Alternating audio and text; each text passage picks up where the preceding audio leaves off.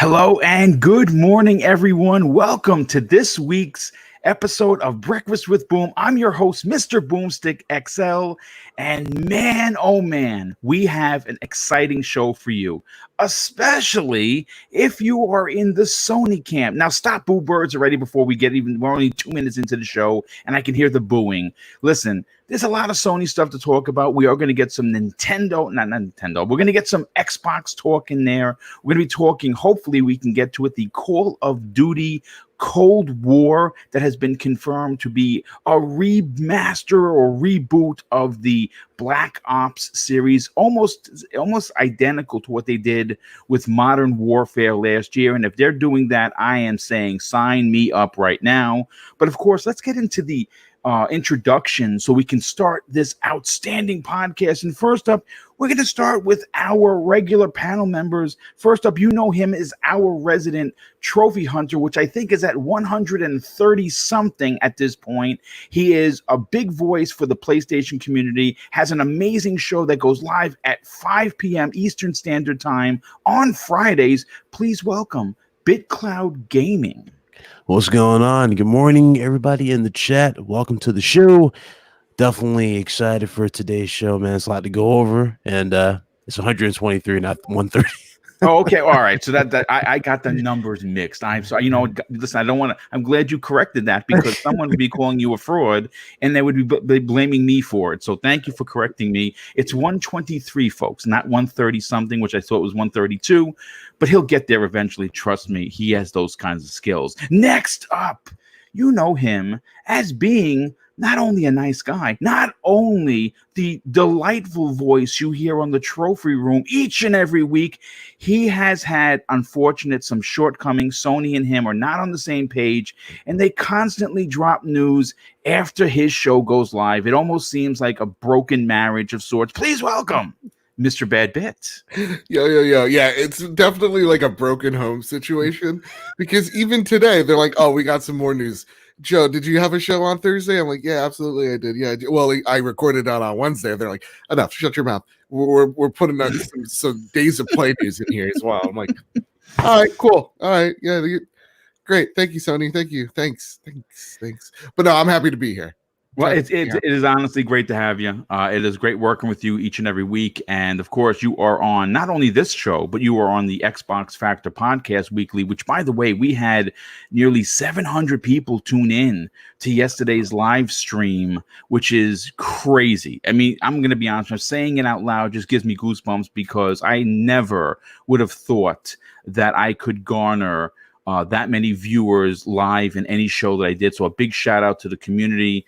That is on its way to 10,000 views, which is, again, goosebump inducing because, again, this I don't even have I just crossed 4,300 subs. So to have that many views and have half of the actual people subscribe to the channel, this does really say a lot for this community and how they support me. And I do greatly appreciate that. But let's continue on with, of course, the rest of the panel. You know him as our chainsaw, Gears of War playing, raspiest voice who definitely needs to be picked up and put into some sort of a game as a bad guy for sure. Please welcome Crispy Bomb. Oh, what's up, everybody? Good morning. Boom, I am not fired. I am here. Haha. Yes. Router resets do work, people. I'm telling you. But yeah, let's get into it. Yeah, dude, it's great to have you. Love having you on the show. Love the energy and the entertainment that you bring along with your vast knowledge of gaming and, of course, your outstanding opinions. Now, last up, this guy doesn't need an introduction, but he's going to get one hell of a one anyway. You know him as one of the main cogs that keep several shows running, one of which is, of course, the Basement Radio Arcade podcast. He also has his very own outstanding YouTube channel, and his opinion is not only one that I respect, it's one I look forward to hearing. Please welcome Slow Mo Backslap. Yo, what's up, Boom? What's up, panel? What's up, chat? Yeah, it's funny that you mentioned my opinion on some things because I actually got a video that's going to be dropping very soon. Oh, really nice. Some people are going to be a little upset about, but it is what it is. I don't I don't really care about feelings too much. It is when you guys speak truth, you just got to let people know. The truth hurts sometimes, but You know what it is see what also? happens. Sometimes you just got to put it out there, and people have to understand that. And I said this, I believe, on yesterday's show. My dad told me this when I was a real kid. And I won't be, I won't be vulgar.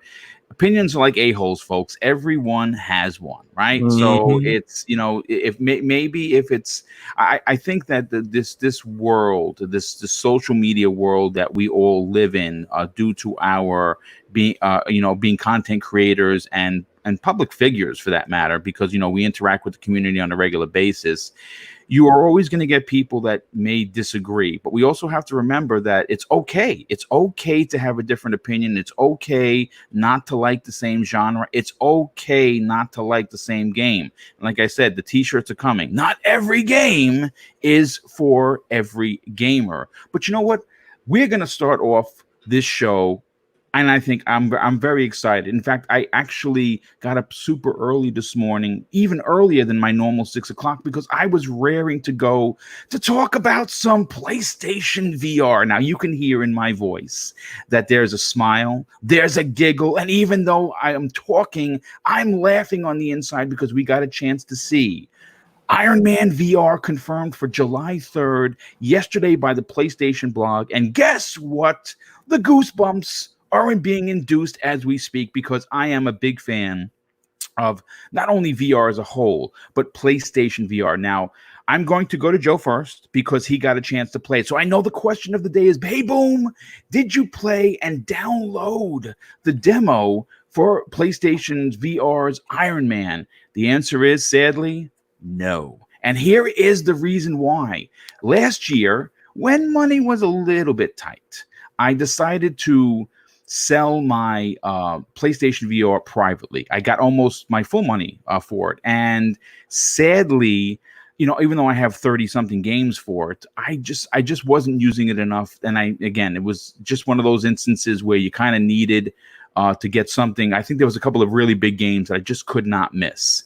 But you'll be happy to know that I not only have the new version of the PlayStation VR coming, it'll be here next week. I bought the one that comes with Everyone's Golf and Blood and Truth, which I have not played, and I heard is absolutely astounding. So Yes, it is. I'm even more excited. But Joe, listen, we're not here to talk about that part of Hey, Boom, real quick. Yes, The sir. new version of PSVR is already out. So that's the new version that's supposed to be coming with PS5. That's already out, or is there another version that's coming? No, well, they had the original, and then they had a one that came out a year later with that allowed for the HDR pass through.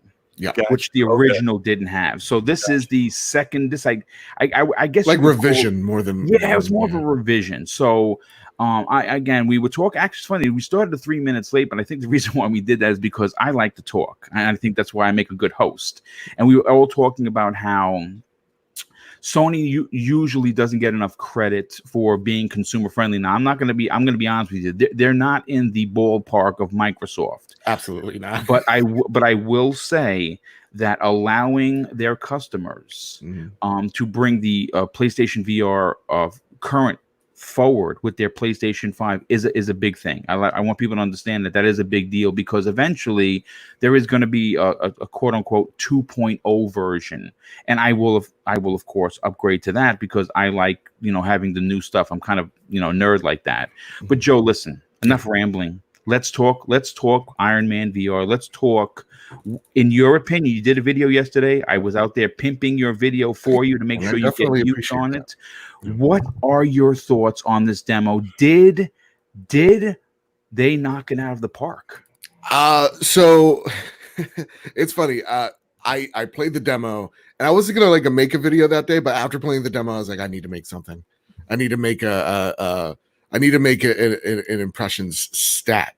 So I got to be real with you. VR is such a hard thing to market. I think anybody in the chat could agree with that, right? Like, yes. How do you show people what doesn't look graphically up to par with everything else today? And it's true. Like, some games do not look good in VR. Like Walking Dead: Saints and Sinners that I'm reviewing currently. That game doesn't look great. But the thing that VR does, it is a thing where it's you have to experience it to believe it rather than see it to believe it. It is something that is about full immersion. And if y'all know me, that's what I'm all about. So you know, the trick about VR is it needs to fool you into thinking that you're in this world and that you're playing this character. And that's what Batman VR did pretty dang well. Batman was fantastic. It's almost awesome. It's almost a sin we didn't get a follow-up. It really is. And like you have the cowl there and you're putting it on, you're throwing the batarang. It made you feel to an extent like Batman. Iron Man VR, when we first saw it, you're like, this kind of just looks like an arcadey railgun shooter. I don't know how this is gonna work in VR. I don't know how you're gonna move in VR and it feel good. That is literally all thrown out the window once you play it for the first 5 seconds.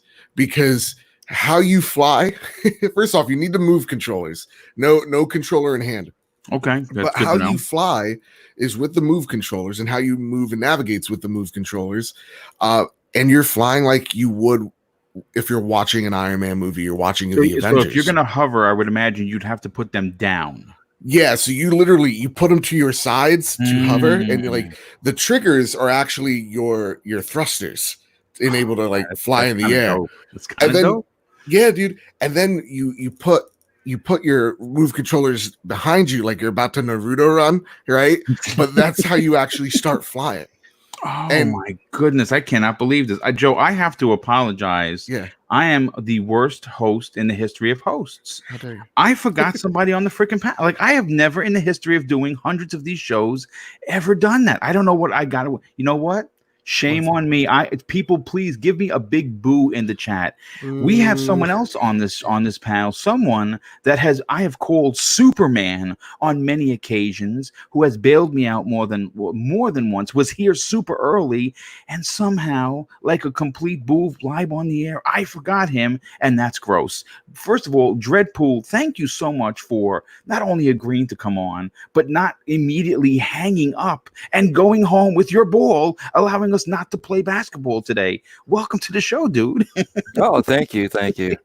No, I just accustomed it to that. I was first on the show real fast on the stream before anybody, and we had already been talking around for a little bit. So I just think you just kind of assumed it was already done. So you know what? There's no excuse. It's all right. It is no excuse. I have failed this city, and hopefully I don't get an arrow in the side of my head while I'm doing the podcast. But listen, it is great. It's great to have you on, and you do bring a wealth of knowledge.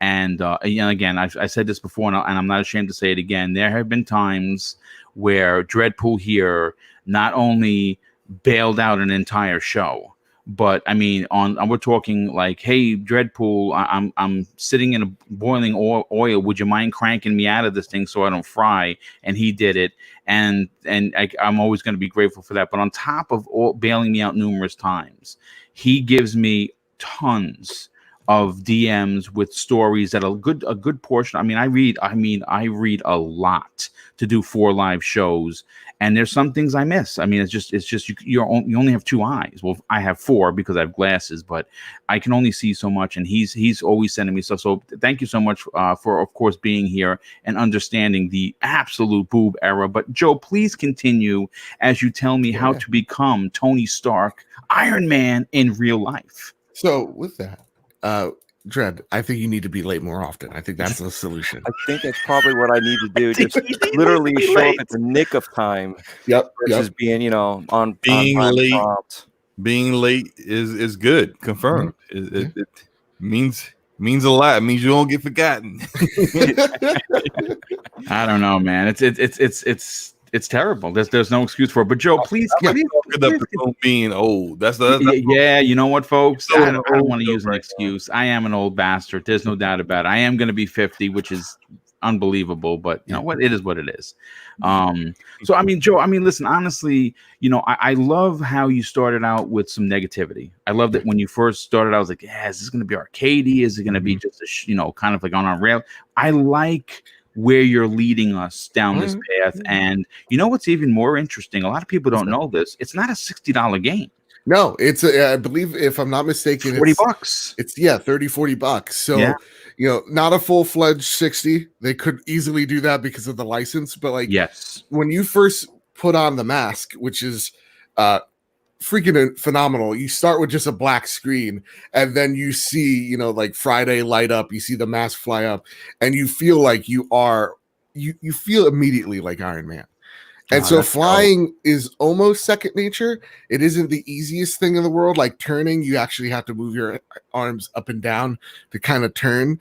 I'm very not good at flying, but nonetheless, they give you the whole level. The levels are pretty wide, not to explore, because if, with all VR games, you look close enough, everything just starts falling apart, right? It doesn't look that great. So they want you to fully free roam, move around, and it teaches you, and it gives you a little obstacle course.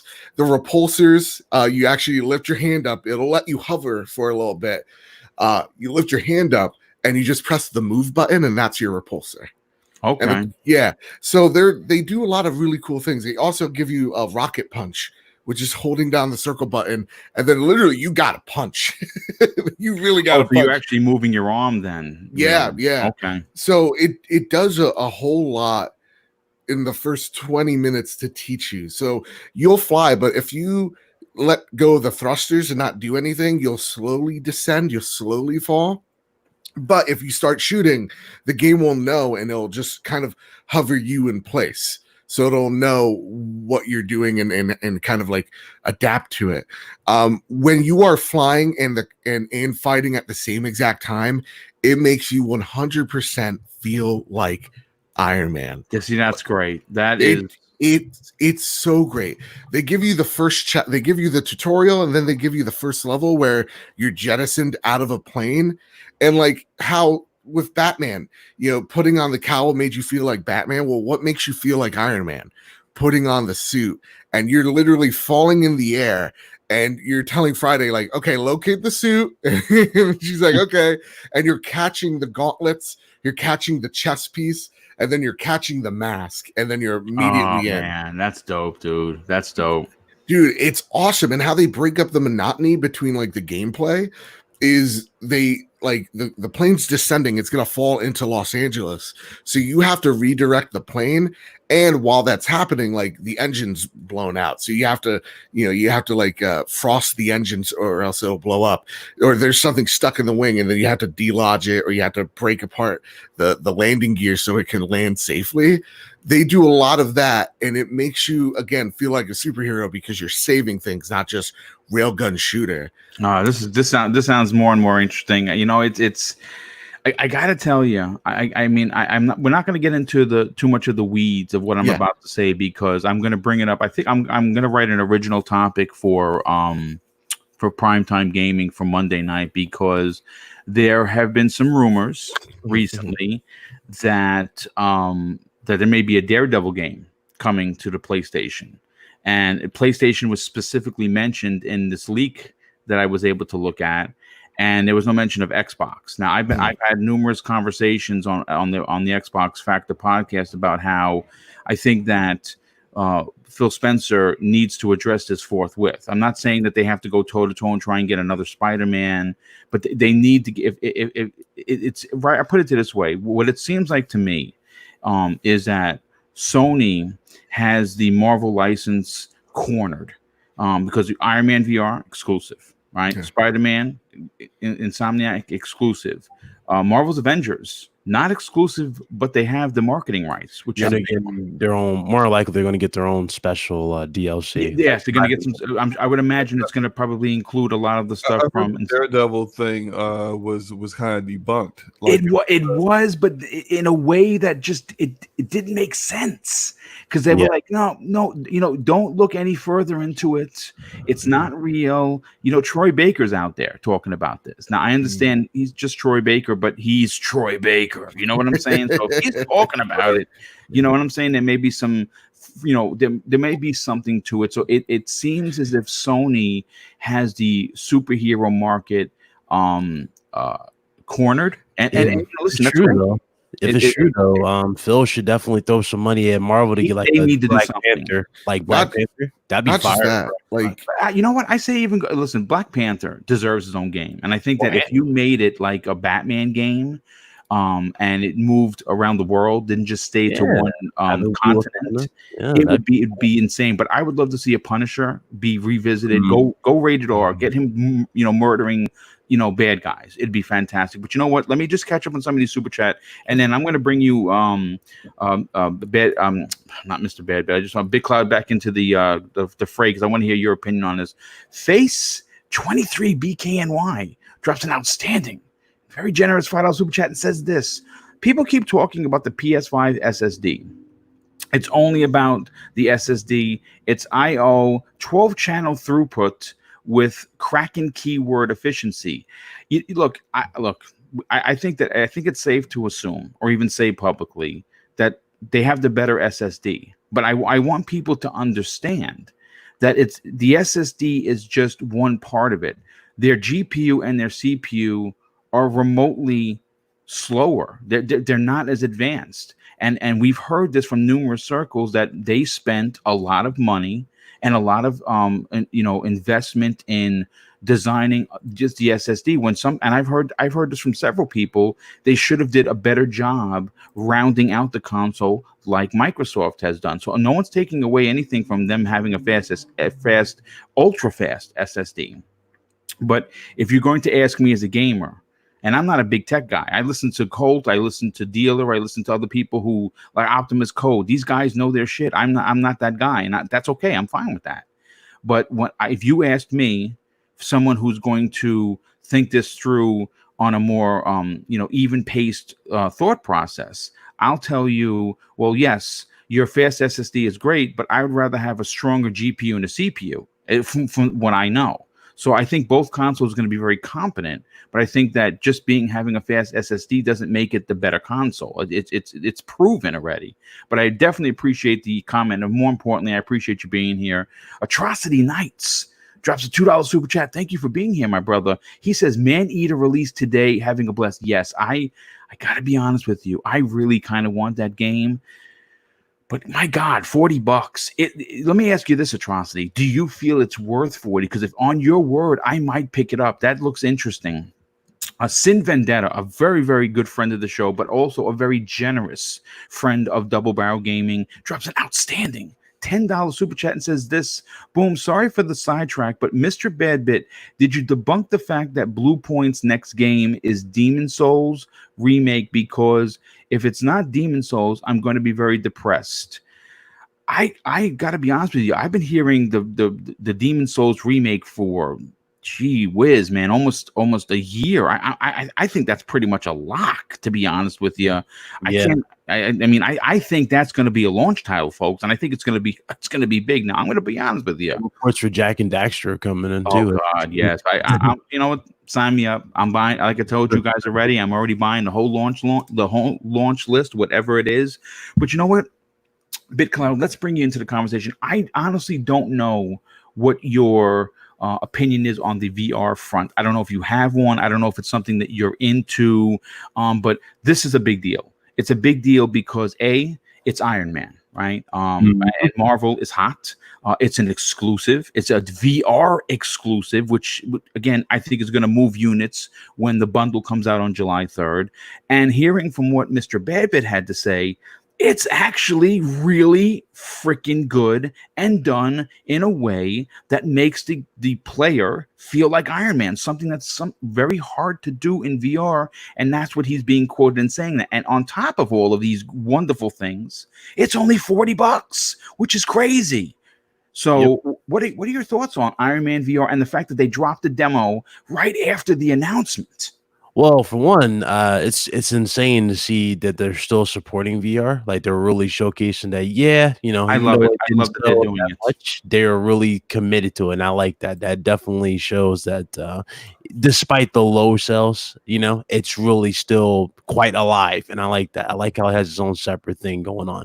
I am a little shocked by it, though. There isn't like a limited edition PSVR. You know what, dude? I waited before I bought the new unit. I was looking for it. I was expecting it to have like even if it's just a sticker, just the Go Iron now. Man mask, or nothing, man. I was a little bummed out, and I'm like, you know what? I'll just get the one that comes with the 2 games, and I'll buy. I've already pre-ordered it on PS Now, so I'm PS Now, PSN, so it's fine. Yep.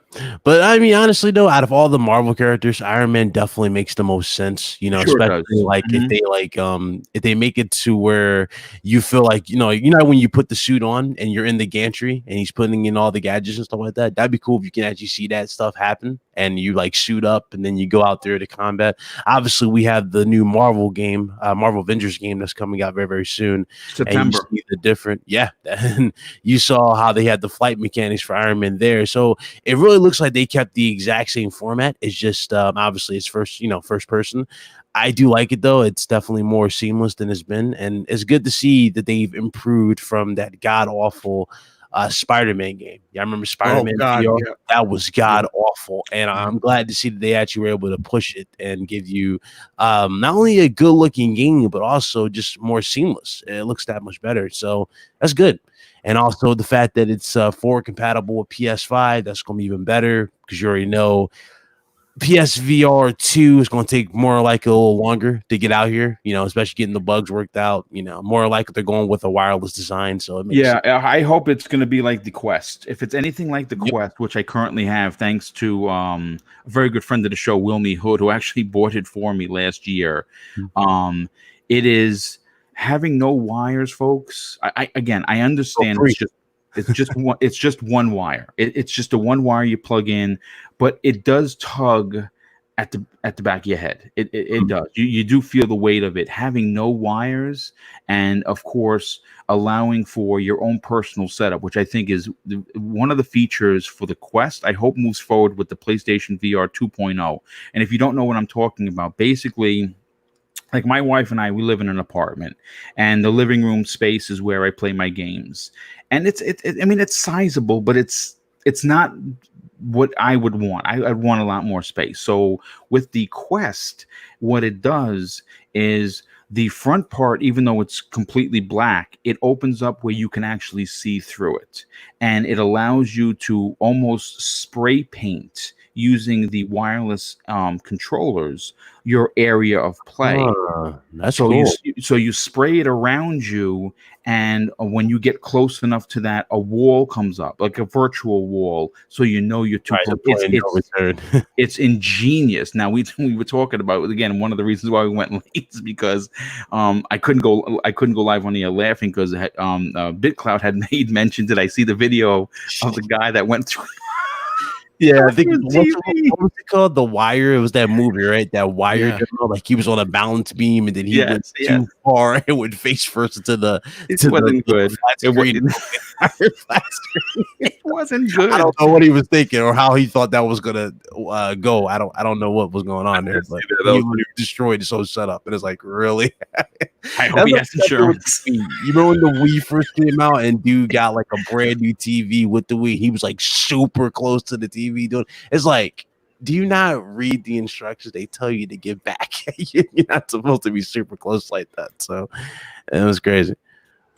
Yeah, but you know what? It's good. Again, good to know that you're excited about it. Good to know that you're going to be probably getting the, I would imagine, all the trophies and then a potential platinum in that for sure. I mean, again, if you can't get it in VR, then shame on you, because I'm sure you're just going to have to play through the game and maybe do a few other things. Might be some sort of shooting mechanics that you have to get, 10 out of 10. Like a Time Crisis version of it, that'd be cool. Yeah, absolutely. You know what? Let's bring Dreadpool into the conversation, because I didn't forget this time. Dreadpool, you seemed, when we were talking about it behind the scenes, very excited about the Iron Man VR. Is it because you personally support it, or is it because of the potential of having an exclusive like Iron Man to PlayStation VR to move units? What are your thoughts on it? All right, so a little bit of all the above. I don't have it. Obviously, we know that this gen, I decided to pass on it. And I've been watching it thoroughly, so I've been, living vicariously through all of you guys that have been playing it. And just back in the 90s, I've always been a proponent of VR, even when it was just little blocks. You know, so watching VR from then to where we are now, and then seeing Iron Man on that video that I shared to everybody, I was like, holy cow! You know, I you know, it just dropped out of nowhere. You know, and if you play it now, by the way, when it does release, when you play the demo now, you get that special Iron Man suit that you Yeah, can get in game. It's like the molten skin yeah, or the something. molten Yeah. suit, yeah, the molten armor. Yes, Yeah. yes. So for me, you know, that's why I'm excited, because I'm planning on this time buying PS5, especially seeing that, you know, they're moving everything from 4 forward. That was part of one of the things was, you know, in PS3 you bought your game, and then PS4 comes out and you had to rebuy the game again. You know what I mean? So that kind of off put me a little bit. There's other factors that dealt with that, but now they're bringing some of these games forward. They're bringing VR forward. This is what got me excited. And then to find out that your revision 2 PSVR is going to go forward onto the PS5. Yeah, it's a big deal. Yeah, that's a huge deal. And a game like this, the way it looks, phenomenal. I'm all excited about this. I mean, you guys are just like hyping me up even more, because you guys are able to actually tell what you're feeling and seeing, you know, not just seeing a flat screen like I'm watching it on YouTube or anybody else's video on Twitter. You know what I mean? So I'm actually physically, you know, absorbing what you guys are feeling in the game, and, you know, putting a cowl on as Batman, you know, and feeling like that. I'm thinking to myself, I think I'm going to stay like that always. You know, I'm looking down, you know, I'm not 27 anymore. So you know, I'm not as fit as I used to be. But yeah, you know, who doesn't want to be Batman? You know, who doesn't want to be Iron Man? You know, and to see the visuals like that have the flight mechanics. I mean, we got like games like Disney Infinity, where you were playing Iron Man. That was one of the first ones that you actually had a good flight mechanic in game. And then Anthem came out that really pushed it. This is beyond those type of games. You're living it. You're living the flights. You know, so this will be really, really cool to just participate in. And I mean, you couldn't do this as Black Widow. You know what I mean? You got the wires. Iron Man had to be the one. I mean, they tried it with Spider-Man, and it just didn't pan out right. You know, Batman was pretty cool, but as far as I recall, Batman really didn't have you do much than suit up, right? Look in the mirror. I mean, you. I mean, listen, you moved around, but the way that they did it, they moved around where you didn't get nauseous. I thought it was ingenious what they did. Yeah, you teleported, which was I thought fantastic. But there were so many aspects to doing things within that game. For instance, there were times where you were working on a table in the back cave to solve one of the riddles from the Riddler. And you're actually handling the items in there, and there have been many times, at least for me, where I've gotten so used to and comfortable using the Move controllers that it actually felt like Batman, like you were Batman. It was a way that they did it that was just ingenious. It's crazy to think that was a launch title, and not only haven't we seen another superhero game of that level, or even a sequel for that matter, but we've waited all this time to get Iron Man. I will tell you this: they're like in the beginning of the game, they have you standing on a roof. And when you look over the side, if you are afraid of heights, you'll get shaky because it looks real. Like when you look over the railing, you're looking to the street. The cars are moving. The people are walking. It is crazy how they were able to pull that off. Did you play Resident Evil 7 VR? I did. You know what? I played the kitchen demo, and in a very funny story, there's a particular part where something rolls. I don't want to ruin it for anyone if you haven't played it. Something rolls past your feet. I want you to know, when I was sitting down playing this, because I wanted to get the feel, I lifted up my legs as if the thing was going to roll past you. I did start Resident Evil 7. I got about maybe 2 or 3 hours into it, and it would have been my sixth time through it, because I beat it multiple times. I was like, you know what? I kind of want to enjoy retirement and keep getting the pension check, so I'm not going to do it. You got past dinner? Yes, it's just ridiculous. It's And just that's the beauty of Resident Evil 7 VR and the Iron Man VR. They're all pushing the boundaries. yes. We've done another leap. Yeah. You don't understand the leaps that we had back in the 90s when they first started showing VR and all the blocks and the metrics that they were using. It just, you had to sit inside the machine and put this huge car on top of your head, and that was how you would play some of the VR, and that was the more advanced version before they started getting better. And you got to remember, before that version it was even worse. Okay, so you don't understand where I know Boone knows what I'm talking about. But back then you had to go to the arcade to spend like $10 to. It was expensive as hell. Yeah, it was very expensive. Because when it first came out, it was in conventions and they would let you try it for like a minute, just to push what they were doing. And it was like, all right, now if you want to do this, you have to support me so we can research this more. It wasn't out there for anybody to buy or actually play. They were pushing it, and then they came up with this huge little ring that you would sit in, or not sit, but stand inside, put this thing on you, and have the gun, but you couldn't really walk. You know what I mean? You had to stand there and you had to like move and try to force your guy to walk, and then you would walk off the ledge. You're trying to shoot a gun, and just watching these sprites, just it was horrible. It was like playing Pong back in the day and had no idea what you were doing. And that's a cool thing to see with VR right now. I know it's getting a little sidetracked, but like the cool thing about VR right now is very much like what Shuhei said when this technology releases. To us, PSVR is like PS1.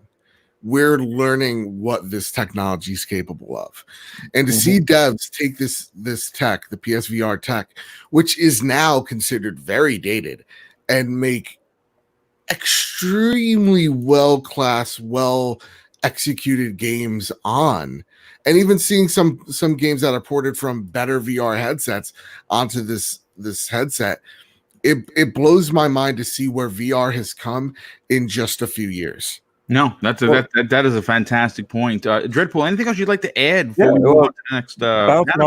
Bouncing off of that, it's like Super Nintendo. Look at all the graphics that we had, the 16-bit graphics, and yet they come out with Donkey Kong. That's a good point. Yeah. This is where we're at. We're coming out with new technology, but you have to have developers that want to push those bounds and not think the norm. This is how you make a game, and this is what's going on. They're finally opening up their minds and saying, "Oh, how can we make a game that's actually going to feel better? How it's going to immerse you. That's not just a screen and you're watching a movie. You're watching all these cutscenes to get you to feel for your character. Now, how do we get you to be that character, to feel in the game? You know what I mean? So that I'm excited for all this stuff. I could keep going, but I know we didn't need to move on. Yeah, no, I mean, listen, dude, I definitely appreciate the especially the flashback. People don't understand what VR was at some point, and it was a ring, and it was you're walking off cliffs, and it was awful, and it was expensive, and now it's affordable, and now we can actually move into worlds that we've never been before. And Slow-Mo, I want to bring you into the conversation, but let me just catch up on some of these super chats. First of all, Nightwolf 3186, a good friend of the show, drops an outstanding $5 super chat and says this: I'd love a Blade open world game, Wolverine game, or bring back and reboot X-Men Legends of the franchise in the style of the new Avengers title coming soon. And Philly Eagle says actually to bring back the X-Men Destiny game, and I agree that was freaking fantastic. Raymond Thorpe drops by to say hello, and he also blesses me with a $5 super chat. Thank you for that, dude. He says, do you think Microsoft have a PS5 dev kit since they have a few games going onto the place? I don't think either of the companies have a dev kit of their competitor. That I would be shocked. I mean, I know that they know the specs, but I don't think that they have a dev kit. But Slow-Mo, you obviously you have kids, right? And you know, when we look back and when we were kids watching, you know, the superhero cartoons, the Justice League, whatever, I know for a fact that we all put our arms out in front of us while standing at the ends of our couches and jumped off pretending to fly. That we've all done that, you know, and add any superhero, any favorite, you know, superhero of yours, Superman, Batman, whatever, right? Right. And you know, obviously, I've been waiting to do this in VR for quite some time, and we now have the chance. And you know, July 3rd is going to be here a lot sooner. These months of these days seem to be flying off the calendar. And you know, I'm just curious about your opinion regarding not only the announcement and demo drop, which I think is very Sony. That's a very Sony marketing move. Announce it on PlayStation blog, go to social media, put it out there, and boom, here's your demo, and everyone's excited. And they've had back to back big announcements. They had the Unreal Engine 5 demo. Then they had, of course, Ghost of Tsushima, which was 18 minutes of gameplay. And now they have this. So they have really swung the pendulum back in their favor. What are your thoughts on PlayStation VR? And of course, more importantly, the Ironman exclusive? Well, for me and for VR in like overall, like the entire genre of VR, I have kind of like shied away from it. I haven't had much interest in it, although Ironman VR, games like that, games like the Half-Life Alyx, those games are kind of spur my interest. Like I actually finally put an Oculus Quest in my wish list or my save for later for, you know, potentially see what happens kind of deal on my Best Buy account, just to kind of see, you know, if I want to get into it eventually. So far, I haven't really gave it much of a thought, but just listening to Babbitt talk about how it controls and using the triggers to like use the, you know, like to keep yourself afloat with the propulsors and stuff like that. I'm like, you know what? That seems really intuitive. Like I'm starting to get a little bit more interested in it, and that's why I was asking the question about like which versions of PSVR are out, because I can see like I'm definitely getting a PS5. I might decide to go get like the very next version of PSVR and pick that up. And it is cool to see. Again, if Best Buy is going to give you points and you're not actually spending your own money, and on top of the bundle is going to be available July 3rd, which is only a week away, right? Mm-hmm. You know, because that's the people what he's talking about. But when you spend a certain amount of money for, you know, using you get points for Best Buy, and you can use that towards the purchase of something. And if you save it up like I would do it, I'd wait till I have like $200-300 to buy something big. Then you that would be good. But on top of that, I think what's interesting and what might make the purchase for you easier, Slow-Mo, is the fact that it has been confirmed that you can move that unit forward with your PS5, and I think that is big. Yeah, absolutely. I think that's a very smart move by Sony to make sure it's forward compatible, because you have a small player base already with it. I think like, what is it, like somewhere between like 2 to 3 million units. I would imagine they're closer to 3 now. Joe, could you confirm that? Yeah, right now the official number is 5. Oh, well, there you go. Yeah. You don't want to lose anyone, you know, for like, oh man, I just bought this like less than a year ago. Now I gotta get a new one. Now forget it. Like, you don't want to lose anyone. You want to try to keep all those people coming on with you. So that's a very smart decision, and I'm glad Sony is really supporting it, because it really makes their platform. Their platform is doing great this entire generation, but it really makes them a little bit more unique than Nintendo and Xbox, because if you're a console gamer, you're not on PC, if you want VR, this is the place to go. And I'm glad that they're just putting even more support into it, because we've always seen in the past with Sony that things they give up on stuff too. Sure. Yeah, the Vita, you know, they'll just like, what was that? PS View, just like PS TV. Yeah, things don't go that well initially. They give up. They don't really try to put more money into it. They don't talk about it. But PSVR has had a slow start, but I am encouraged to see that they're definitely going to continue to keep supporting it. And for me, that kind of encourages me to like, I can go ahead and make this investment and not feel like in a year or two that I wasted my money because there's no games coming out for it. You know, a good friend of the show, Rain G4, says, "I will pick up VR and then put it back. Does it count?" Listen, it is a heavy investment, and I would say I put it this way: I would be the first one to come out and tell the community that if this was locked behind the PlayStation 4. Then absolutely, because we're at the end of the generation, and again, not everyone is moving over to the PS5. It's not going to be feasible for a lot of reasons.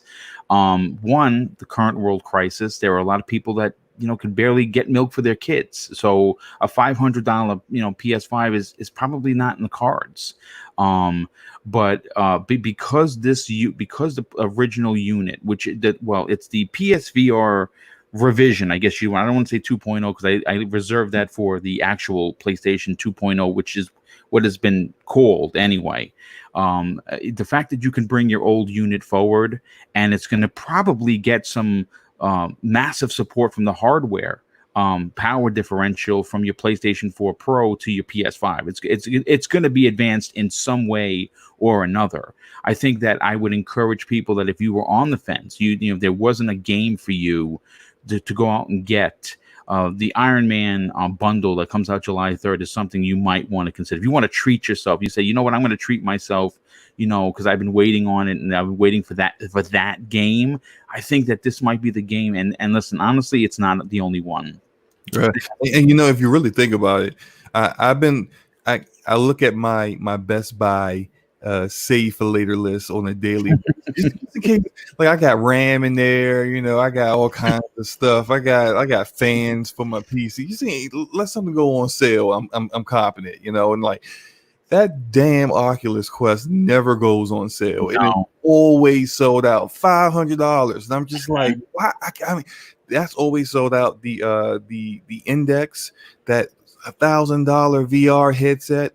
Because of Half-Life Alyx is the reason why that hardware is being pushed. Yeah, but just like that's really encouraging that like it's starting to pick up steam and I always kind of felt like with VR, once it got to an affordable place, now of course the Index shouldn't be considered affordable, but I think PSVR has been more successful than the other ones like the Vive and the Oculus, the original Oculus, because of price, like $200-$300, way better price than I think the Vive launched at like $800.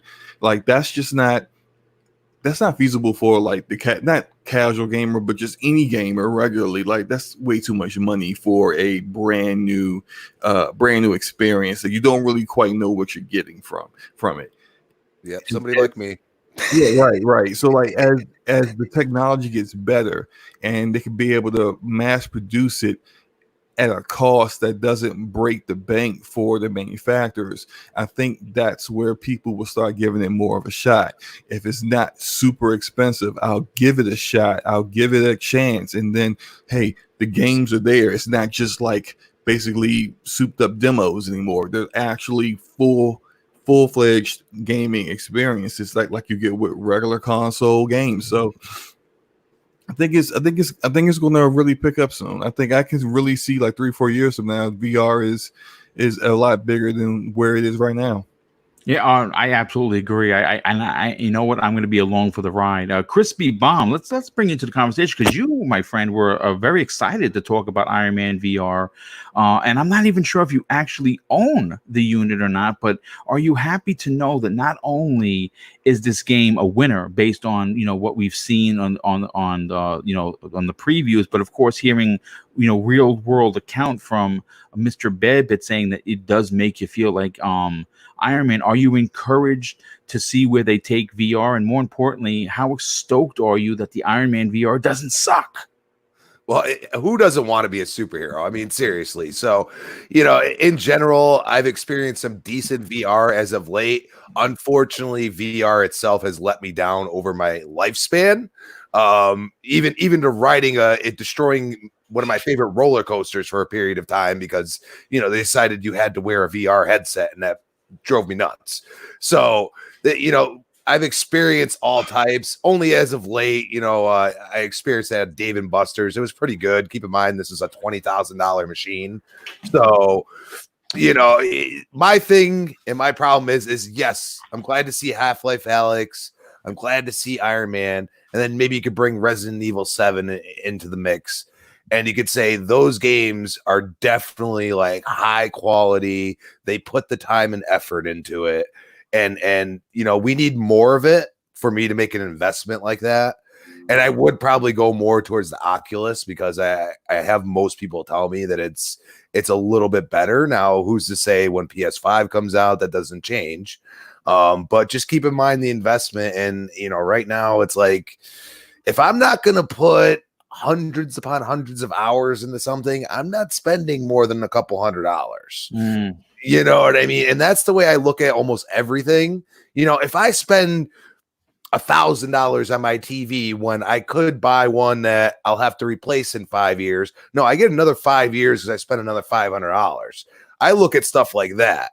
You know what I mean? And this just doesn't scream to me, go out and get it. Like, I'm glad to see that they haven't given up on it. Usually Sony gives up on a lot of stuff. I'm just saying.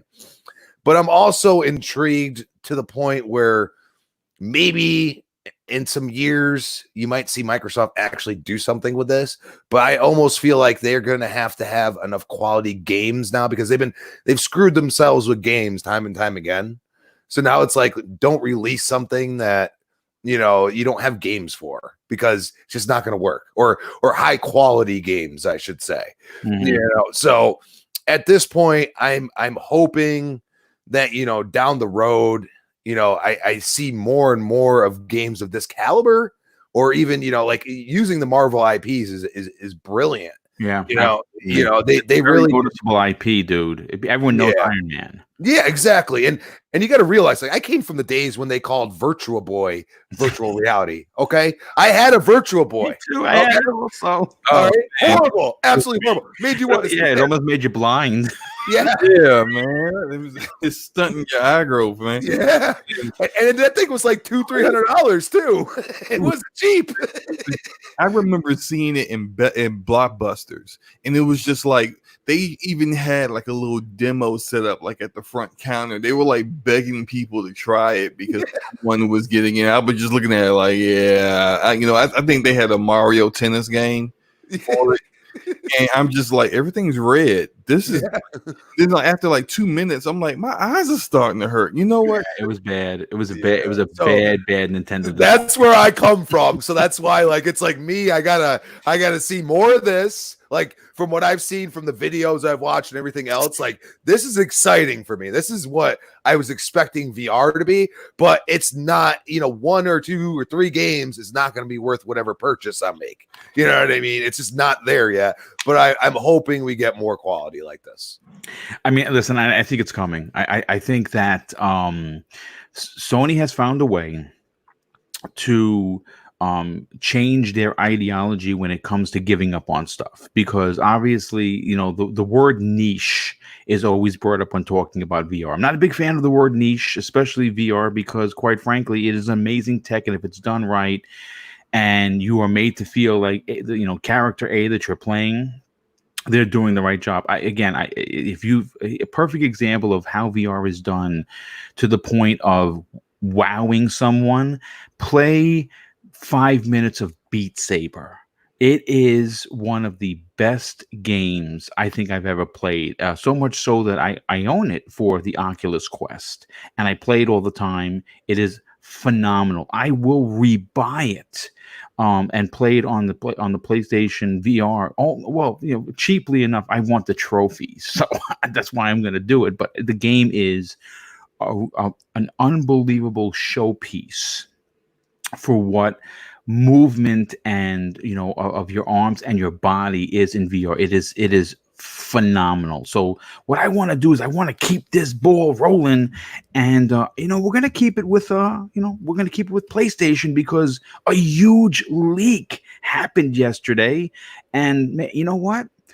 according to comicbook.com, it looks as if one of the PlayStation partners have let the car out of the garage, so to speak, because there's been a lot of mystery to what the PlayStation is going to have for their launch lineup. Some people are saying Ratchet and Clank. Some people are saying Demon Souls remake. I called Metal Gear Solid a remake, but that's not happening, sadly enough. Which, if it was, I would be crying in delight. But one of the games, according to this partner that leaked, was Gran Turismo 7 launching alongside the PlayStation 5. And I think I'm again, goosebumps are all over the place because I'm excited. And here's the reason why.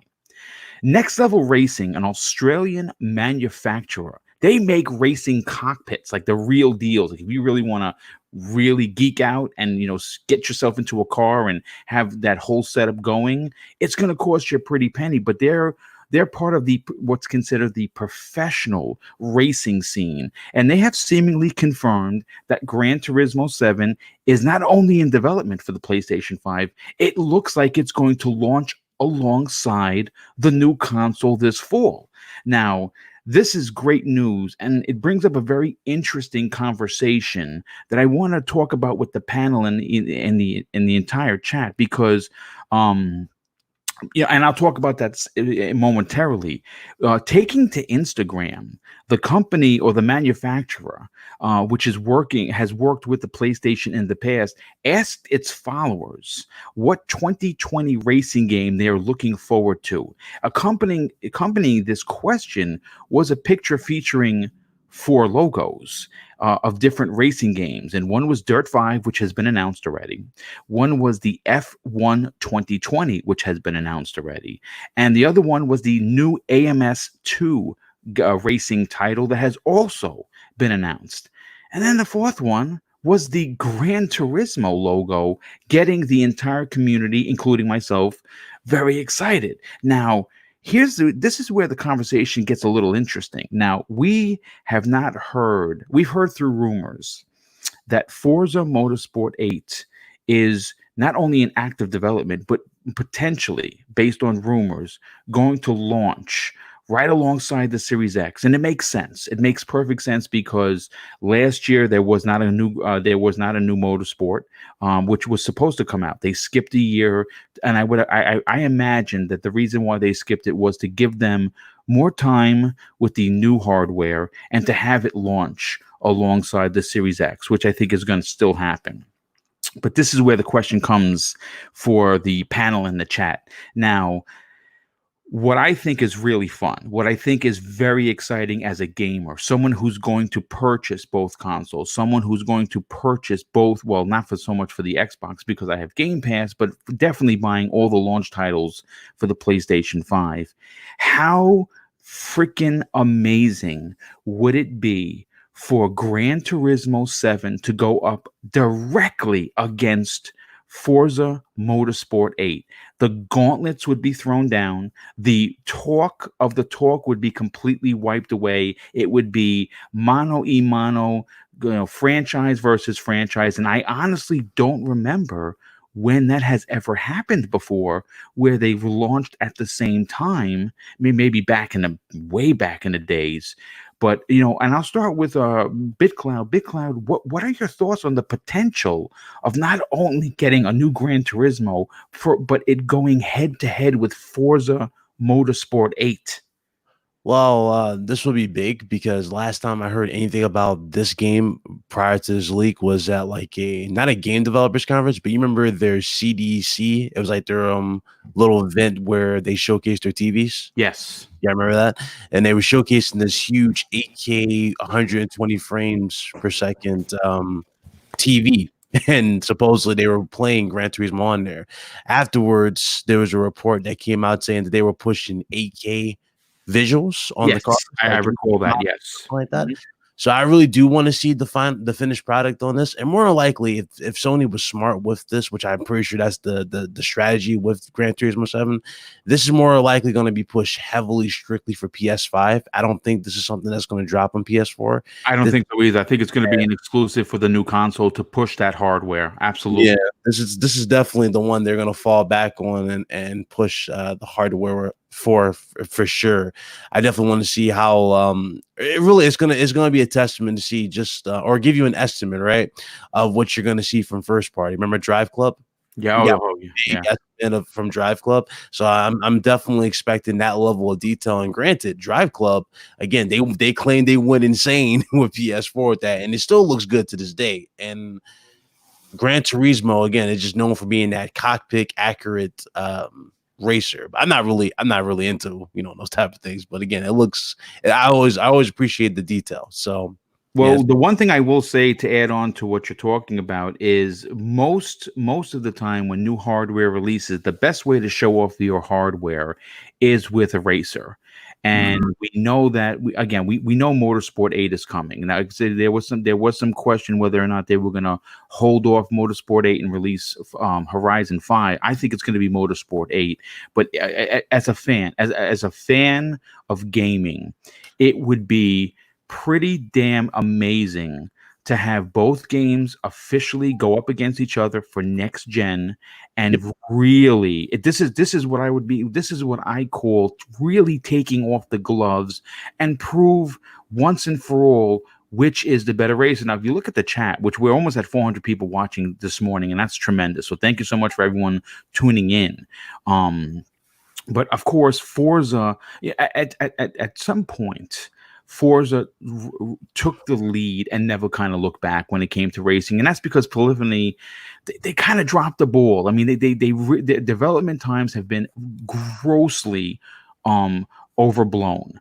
And I understand they want to put the extra work into it, but right now the leader, and I think we can say this safely, is Forza. The Forza brand is right now a better brand, though I am going to say I'm always looking to see a comeback story, and I really hope that Polyphony knocks this next Gran Turismo completely out of the park in regards to cars, the brands, the tracks, the lighting, the track, seeing the rubber bounce off the track after it cools off the tires. I want to see all of that. They're really going to take advantage of all this. You're going to fill the engine, so I'm really looking forward to also let's also take into account that the new controller, the new DualSense controller, is probably going to really show its muscle, so to speak, when playing Gran Turismo, and I'm excited to see what they do. I just hope that and again, listen, this is a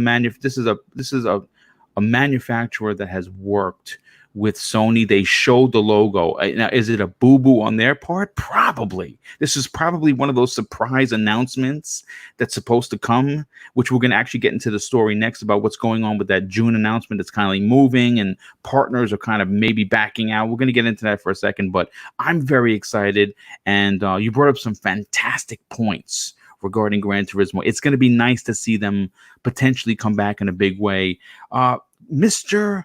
Bad Bit, let's get your opinion on this. First of all, this is a big leak. It's a big leak because a lot of people, if you would have asked even PlayStation fans, did not see this coming because, again, the history, the track record, no pun intended, of Polyphony taking 19 years to make a fucking game, right? So, I mean, so if this is true and Gran Turismo 7 is a launch title and it goes up directly against Forza Motorsport 8, it is going to be a lot of fun to see it transpire in real time. What are your thoughts on this leak, my friend? This is awesome, and I think I share your enthusiasm with it as well, because there is something about, like, for the longest time when I was a wee child, making you all feel rather old, I knew Gran Turismo. I always when it's number was your first Gran Turismo? Was it 3? Was it 4? Which was the one on PS2? Gran Turismo 2. That's granddaddy of all, in my opinion. Yeah, the red cover. That was mine. That was my first PS2 game. And I've always been kind of like a casual observer when it comes to racing games. I'm not very good at them. Actually, quite shit, to be honest. So like I appreciate racing games because for some reason they always look so freaking good. They always look like they are pushing the tech in all the right ways. And so seeing seeing Gran Turismo kind of get outlapped, look at that, by Forza, and Forza kind of taking this the crown of like they are the racing genre. Like they now are the ones to beat. Gran Turismo back in the day was the They were the kings for sure. Yeah, Absolutely. Yes. and Forza kind of not kind of dethroned them. And for me, like one of my favorite racing games is Forza 2, because just the customization options, you know, like it you didn't see that in any game at the time. And to me, still the Horizon series of Forza games are my favorite. They're just so dang good. So to see Polyphony come back after the Gran Turismo on the PS4 that kind of did not light the world on fire, and it kind of feels like they pulled a Microsoft here, right? Where like the game came out, people weren't a fan of it. Over time, they made the right fixes, and the fans that stayed are really liking their experience with the game. That said, yeah, they're taking 18 years. I'm gonna put my kids through college by the time this game comes out. And I gotta say, with the launch, this totally makes sense. You do need a racer to kind of showcase what you're going at, the shininess. So it does make sense that Gran Turismo is there. I want to know from the racing community what Gran Turismo needs to do, because now it's a weird position where, like, to me, at least in my head, it's a cool narrative to push the fact that they're an underdog. And that Forza is this, like, it's kind of like a David and Goliath story, but then at the same exact time goes to show how powerful now that Forza IP has truly become. Yeah. So I'm really excited to see, you know, Forza and Gran Turismo take not like blows at each other, but take the inspirations that they have, that, you know, both games have given each developer. There's no doubt that, you know, a game like Gran Turismo, you know, had influence on the Forza devs, and now to see what did the Forza's devs inspire the Gran Turismo guys to do. Yeah. That's going to be really interesting. That's going to be really cool. So I'm excited. I probably won't buy this game at launch because, again, like, I know cars have four wheels, and and that's about it. You know what? Whichever has a DeLorean, you got my money. Oh, well, that's interesting. You know, Slow-Mo, I want to bring you into the conversation because you, my friend, represent the PC Master Race very promptly, I might add. Yeah. And you know, we already know that Dirt 5 is going to run on the Xbox Series X at 120 frames per second. That has been confirmed by the developer. But it's going to be very interesting to see what first party. Now, you got to remember, it's different for third parties. I'm not saying that they're any less capable. I'm saying that the bells and whistles that I'm referring to for both Sony and Microsoft and their first party developers are always going to shine better. They're always going to sound slightly better simply because they're first party. And to think for a second that both Gran Turismo 7 and Forza Motorsport 8 could potentially run at 120 frames per second, and, you know, could we get 4K 120? I don't know. Could we get 1880? Could we get 1440? Who the heck knows? But I know that these two games are going to show off this power of this system, especially on the detail. When you hear that they could go, you know, mano a mano on day one, does that get you excited as a gamer? It does get me excited as a gamer. Then I'll also get kind of chuckle to myself because a lot of these guys out here who have like $600 4K TVs are probably going to need to do an upgrade. Because no doubt about it. That's why I spent the money I spent this year, last year. At the end of the last year, I saved up. Yeah, most 4K TVs that are in the range of like $500 to $800 are 60 hertz monitors. Mm-hmm. The maximum like frame rate that you're going to be able to see is going to be 60 frames. Your console may be pushing 120, or like my PC can depending on the game, push, somewhere in the 3-digit ranges of frames per second. But if my monitor is only a 60 hertz monitor, that's all I'm seeing. And then if I don't have VSync on or FreeSync or G-Sync, then there's all kinds of screen tearing going on, depending, especially in a racer where the monitor is trying to keep up with the system processing all of this data and all of the changing landscape so quickly that when it can't keep up, that's when the really bad screen tearing happens. And I think the last time I saw really bad screen tearing was with, and I think Boom, you saw it too, the Borderlands 1 remaster. Oh, dude, it was very, very noticeable, for sure. Time you got into a vehicle and started driving, you could just see it at the top of the screen. The screen tearing was just all over the place, and that's just it's something that people. It's off-putting when you're playing the game. Right, and you're gonna have to upgrade your TVs, like those LG B8 C9 D84, whatever they want to call.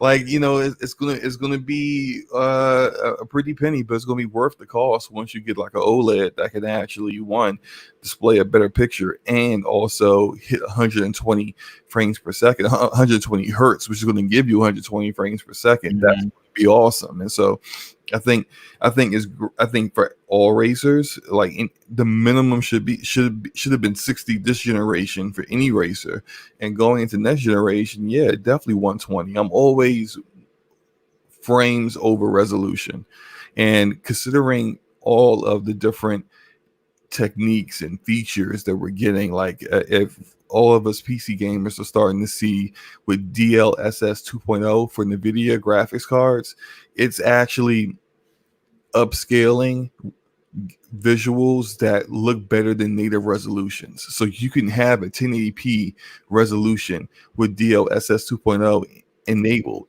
and it will upscale an image that is 4K and better looking than native 4K. So like these kind of things are being implemented to the point where Digital Foundry is talking about how they're changing the way they do their comparisons next gen, because resolution is just not important anymore. They find a different way to be able to make comparisons. So like the frame rates need to be the end all be all. Like there needs to be a frame rate that you're going to target, and no matter what, that's what you hit.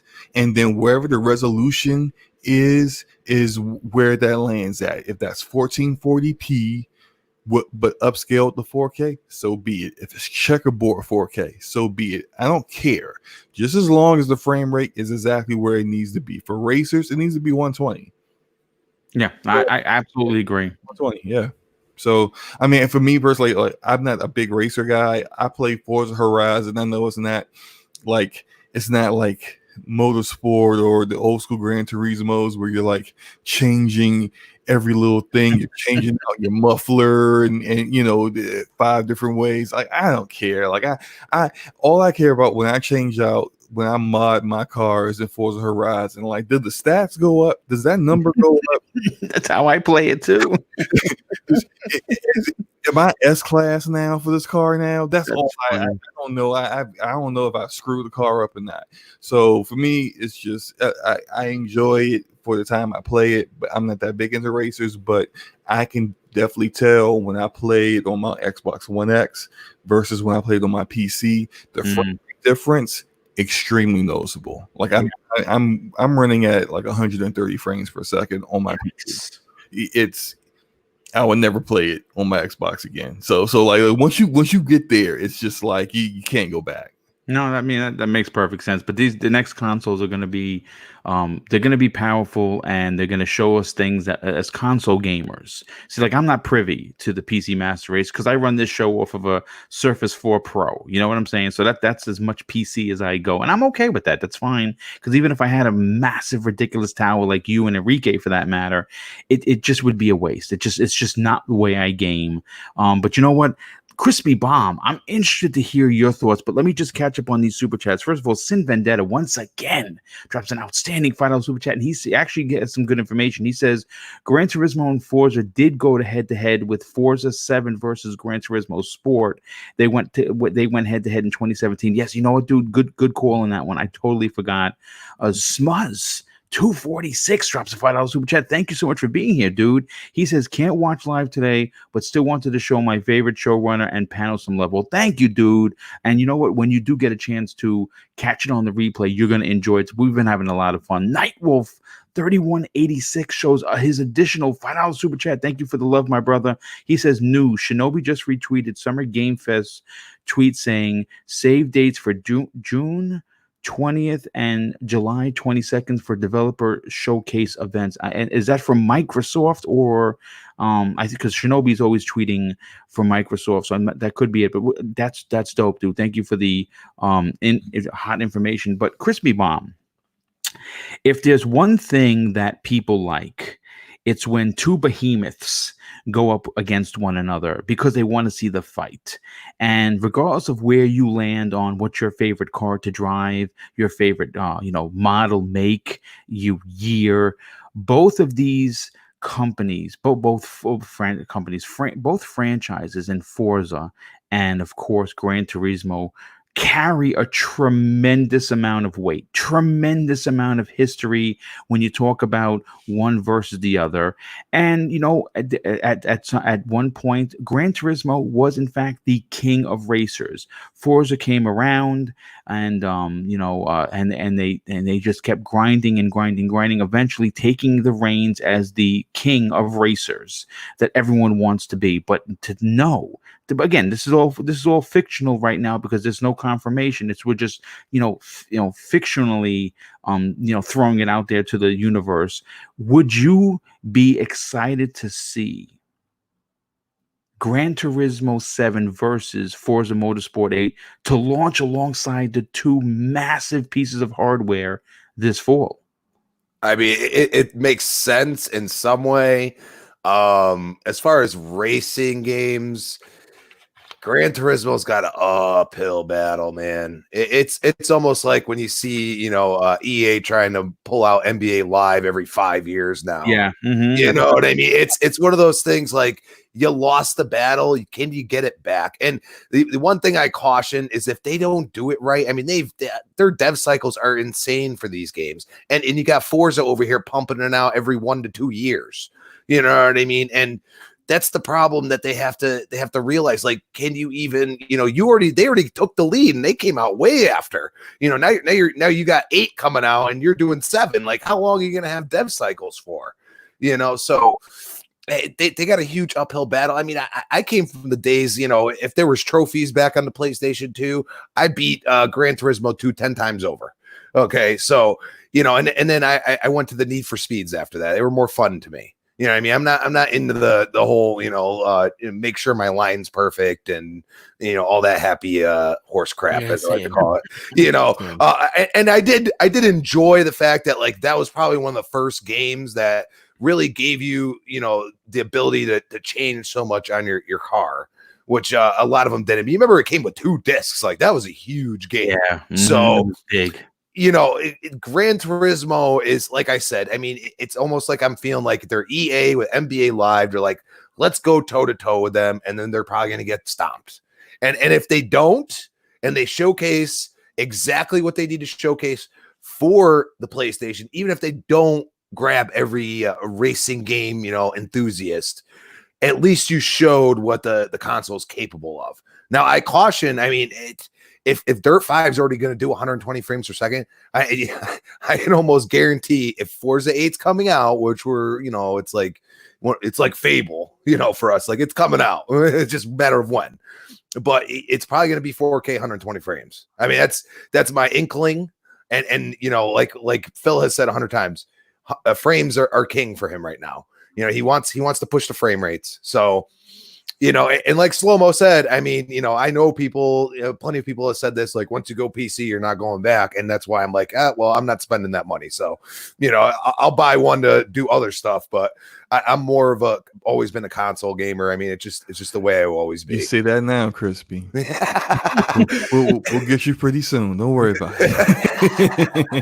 That's funny. Well, listen, dude. I mean, again, great points, and that's actually, you hit the nail on the head with the development schedule with Polyphony. They have notoriously had astounding delays with this. So again, this is a partner. This isn't Sony saying this, but when a partner that is as close to Sony as this particular partner is and has worked with them for years goes and puts the logo out there, you could almost guarantee that he let the cat out, or the car out of the garage, so to speak, before and this again, I'm not spoiled. If they announce it and they confirm it during whenever they're gonna do it, I'm gonna be just as excited, because it's going to have two monster racers going up against one another. But Dreadpool, let's bring you into the conversation, my friend. When you talk about Forza, there's history. There's history because not only do you have motorsport, but you have Horizon, which has notoriously released 1 year after another. The amount of games that have released has just been an unbelievable, daunting task to that very talented team. Whereas Gran Turismo, they kind of a bit of molasses. But when you hear there's a potential to have these two monster franchises go up against each other, but not just on any kind of a year that we get new consoles for both, does that excite you as a gamer? Oh, it definitely does. BitCloud already stole my thunder with the 8K TVs and all that back in that conference. But that's the main thing, is we want this competition. We want these games to do better. We don't want another, let's say another Madden. What did they do this year? Nothing. What did they do last year? Same thing they did the year before. You know what I mean? We don't want these even any of these games to be like this, especially our racing games. We want them to push the boundaries. I mean, they're getting to the point where they're photorealistic. I mean, we're almost right there anyway. So you're going to feel like you're actually driving in the car more so than you're playing a game. The actual NASCAR racers and Indy guys, they're racing using Forza. They were using some of them were using Gran Turismo.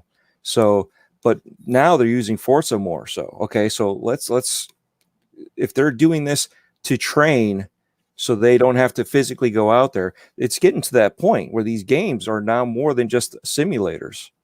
You know what I'm saying? So they need to compete with each other and push the boundaries. We need the speed. We need the 4K or even 8K from both of them. Those games are not that taxing when it comes to certain things where now you can actually have stuff bouncing around in your cockpit. I mean, and you still have overhead to do more. So let's do that. Let's push these new consoles to the limit. Let's get the 8K going. Let's get the photorealistic. Now we have tire simulation. Traction, and no one's going to say it, but obviously I'm going to throw it out there. But Forza is going to use the cloud, and I know everybody hates that word, but they're going to use that for the weather to simulate the real-time weather using the cloud with Forza.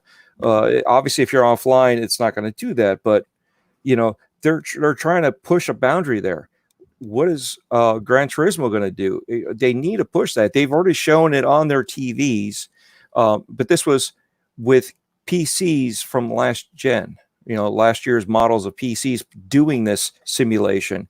Now we have this gen coming up with that with the SSDs, the CPUs are opened up more, the GPUs are redefined. Everything is smaller, faster, better. So hopefully both of these different companies and games will do something. We don't need long dev cycles. We do need to slow them down a bit, but we don't need them too long. You know what I mean? We need them to not just push it out, like a mass push. Okay, here you go. Here's the next one. Here's the next one. We'll just tack on another number. We need to have them put their time into it, make these games last longer. You know, we need even the DLC, anything that can add to the game to make the game last longer, to give these devs to put more time into the follow-up game. You know what I'm saying? Learn from your mistakes, you know, and they seem to be doing that now. Hopefully 7, even though it was oops, that was a slip up. We didn't mean to do that. We used that an image from somebody else that we saw on Twitter. It wasn't supposed to actually announce anything. BS. We know what it was. Somebody slipped up and accidentally put it on there because they wanted to hurry up and push it out that they're supporting Gran Turismo. Mm-hmm. So with them doing this, it's out there. We know it. We've seen videos and images from 2 years ago. So we know they're making it. It's not an unknown thing. We know it's coming out this year. Like you said, what better game than a racing game that can show the power these consoles have? You know, it doesn't take as much power to do a racing game as it does a open world game that you're looking into the distance, 500 miles down towards the mountain. You know what I mean? And trying to simulate a whole town and villagers. And you know what I mean, and all that NPC going on to sustain a visual of life living among the city. You're on a track. All you have to worry about are the 12 other racers or 16 other racers behind you or in front of you. So when they're not in sight, it's just a dot. The CPU doesn't have to worry about that until it's in your sight. So if they're behind you, who cares? It's only on the mirror if you're looking at the mirror. If you're not bothering, who cares? It's nothing in your visual, because even when you're truly going down the track, you're paying attention to your mirrors, okay? But you're not only looking at that; you're glancing. You're making sure when you go into the turn that nobody's cutting into you. You're trying to hit your apex just right. You're concerned about what's in front of you and where you're headed. So the next 5 seconds of where you're headed, there better not be anything going on. That's where you're concerned about when you're making these turns. You're looking at what's going on. You're not looking out there at the fans or anybody standing there, watching you. I was doing the solo for a little bit. So, you're driving around the cones. Okay. You're not concerned about that. You're concerned about the cones and what's going on. One driver actually had a bird fly into their windshield. Okay. They didn't hit the bird. The bird hit them. They still got points deducted off of them. Okay. But they were looking where they were driving and the bird ended up coming out. Okay. So this is what happens in real life.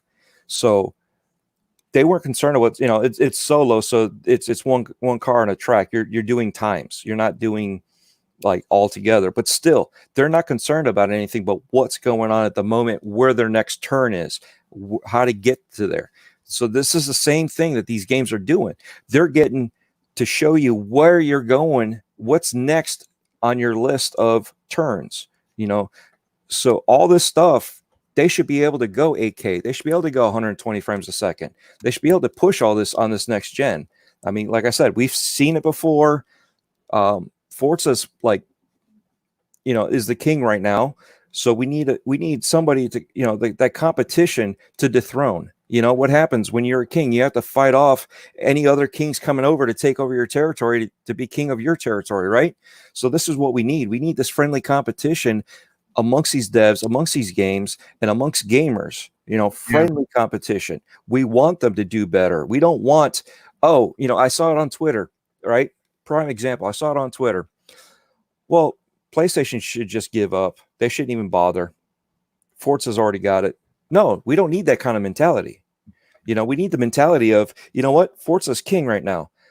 What can Gran Turismo do to beat out Forza? That's exact same thing when Forza first came out and everybody was like, why even bother? Why did Microsoft even bother with this? Gran Turismo is king here. Why did Forza even bother? They came out with 2. Okay, well, yet again, why did they even bother? They had to fight and build to do all that. You know what I mean? To get to where they are. And that's what we need from both sides. Well, I put it this way: it's going to be interesting to see. Again, this is just a rumor. This is just based on, what I feel is a bit of a boo boo from the. I mean, we already have heard rumors that the Forza Motorsport 8 would launch, and again, based on them not having a game last year, almost indicates that that's going to be true. Though I will say this has been a very unique and expressive topic. But what I want to do is I do want to move on to the last one. Now, again, if you look at the header of the show, I said that we were going to potentially talk about Call of Duty. We're not going to get to that.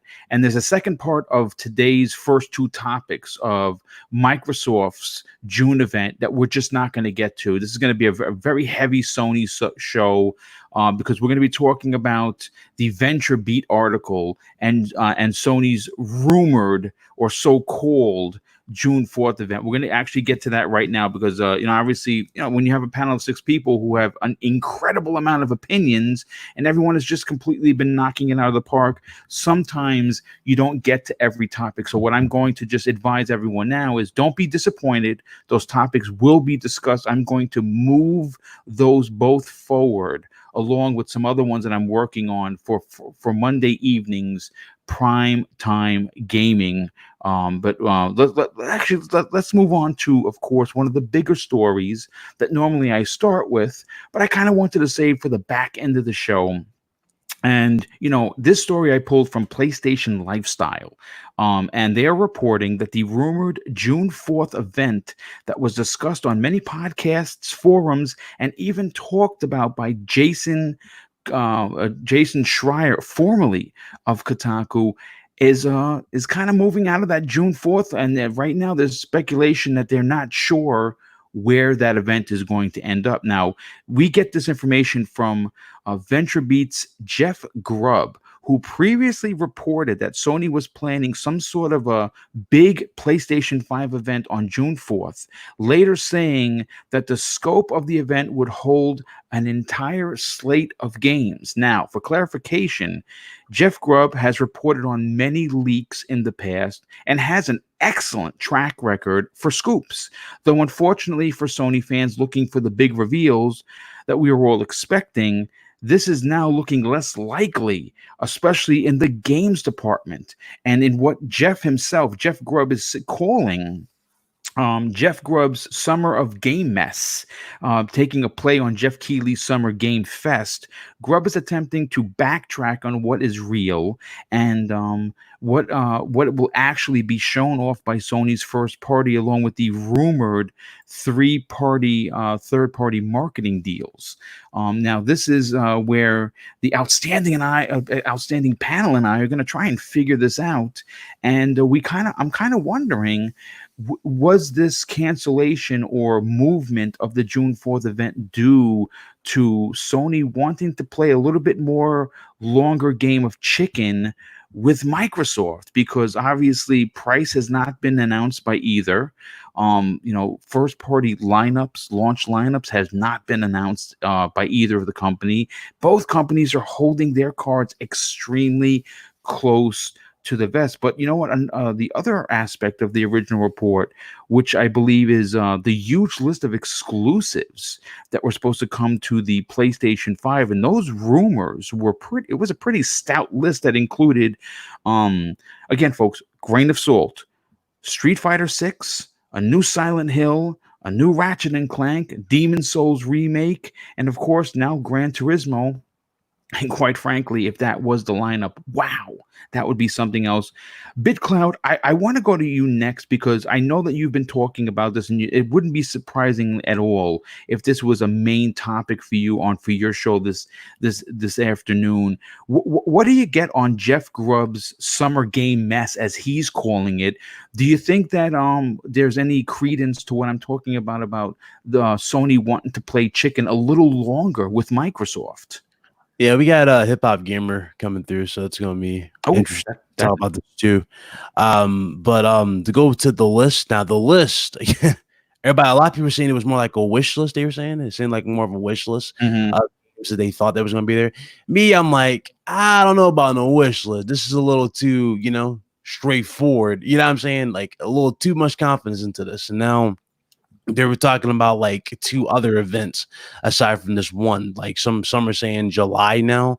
And I'm like, oh boy, if we're gonna have one here, if we're gonna have one for June and one for July, and then I read a report yesterday too that said that supposedly there are still going to be games shown, supposedly, but it's going to be a less game shown, but more gameplay. Supposedly, that's another thing that's going around for this. Now, as far as again, what could be shown, Silent Hills looks like it's really going to happen. That seems like that is something that's going to be there. We don't know if that's going to be gameplay, right? Maybe a title card. We're not really sure. You know what? I'm still.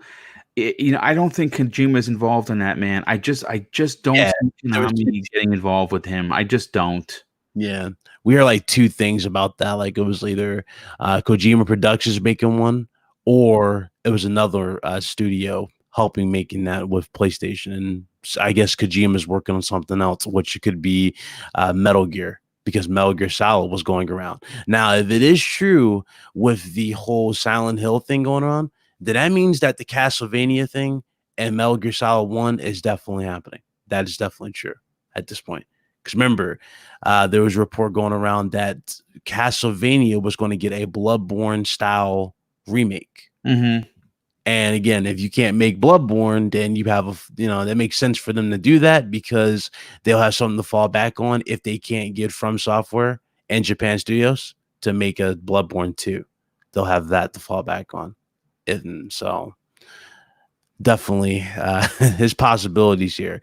As far as the event is concerned, it could be due to the leaks. I remember he actually said that in his actual breakdown. He said maybe they'll push it back because of, they want to take a little bit credence away from him. And granted, if it is true what he said, that's all it's going to do is just add more fuel to anything he says in the future. You know what I'm saying?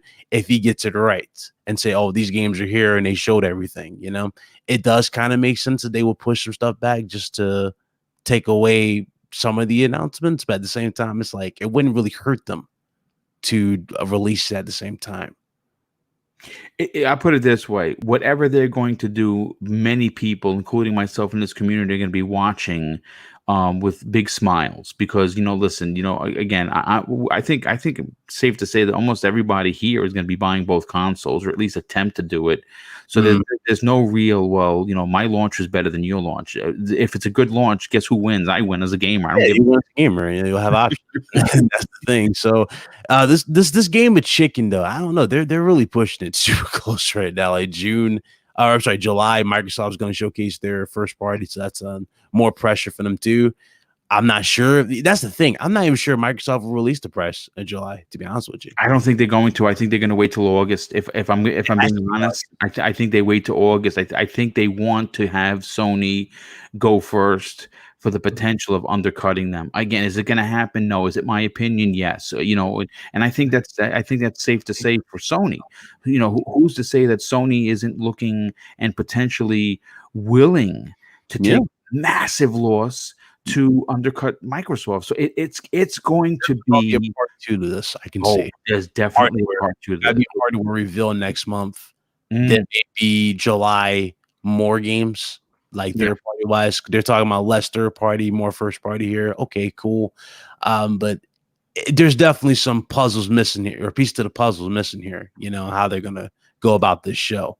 It's got to be done properly. Yes. No. And again, with the world being the way it is, there are a lot of challenges that come along with doing it properly. We've seen that with Microsoft, and we've seen how it's done correctly with Sony. They did a fantastic job with Ghost of Tsushima, and I think that Microsoft is going to learn from that. And I think that is probably why they made these 2 announcements for the late June and early July showcases, because you need to do that. You need to dedicate for your big games. You need to dedicate gameplay. You need to dedicate time for explanation of what what we're seeing. You need the devs involved. This is all production work that takes time. It takes a lot of effort. It takes a lot of people to do it. And something. It would be great for whoever's going to do it, but excellent. Their marketing rights. Remember how they're working with CD Projekt Red with Cyberpunk? I don't know if you heard the story, but turns out CD Projekt Red is now officially more valuable than Ubisoft. Yeah, I mean, that's not going to change the marketing deal. I mean, that's just another change marketing deal. Yeah, but I was saying like it was smart to work with them. oh, and you know something? It wouldn't be. It wouldn't. Well, they're having a. I think it was. What did they say it was? Was it June 11th?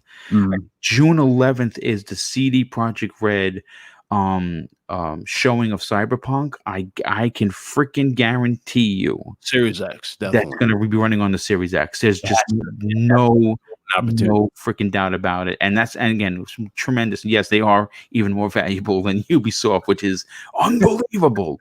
You know, Mr. Badbit, you've been sitting there patiently. You know, look, I'll say this. The closer we get to the fall without seeing the PlayStation 5, what it actually looks like, and an official release date, more importantly, an official price, has me greatly concerned for a lot of reasons. Now, do I think it's going to be delayed? No. Do I think it's going to overheat that I'm going to need a fire extinguisher? No. But I, like you and many people in this chat and many people on this panel, want to see this already. And we thought we were going to get that on June 4th. Now, that has been poo-pooed, if you will, and we don't know a date. Do you have any concerns as to why this date moved? Do you have any potential speculations you'd like to share with the class? Yeah, sure. First, you know, I've had a great week with PlayStation Land, man. Everybody's concerned, and I'm like, dude, Ghost of Tsushima looks sick. It does. Gameplay of The Last of Us Part 2 looks sick. Mm-hmm. You know, so I'm on cloud 9 right now. Ironman demo, it's fantastic here. Ignore the fire in the back. So when it comes to the delays and stuff and people pulling out, it's definitely the C virus. I think they definitely want, you know, Kyle and I were talking about this on the trophy room this week. They want a presentation that isn't sacrificed via production. They don't want this situation to how can I say it? to leave a mark on this reveal event. Also, you got to give in you know, some things into account where like they have to show off what this controller can do. So I'm definitely thinking they're playing like Horizon Zero Dawn 2 is definitely the release title.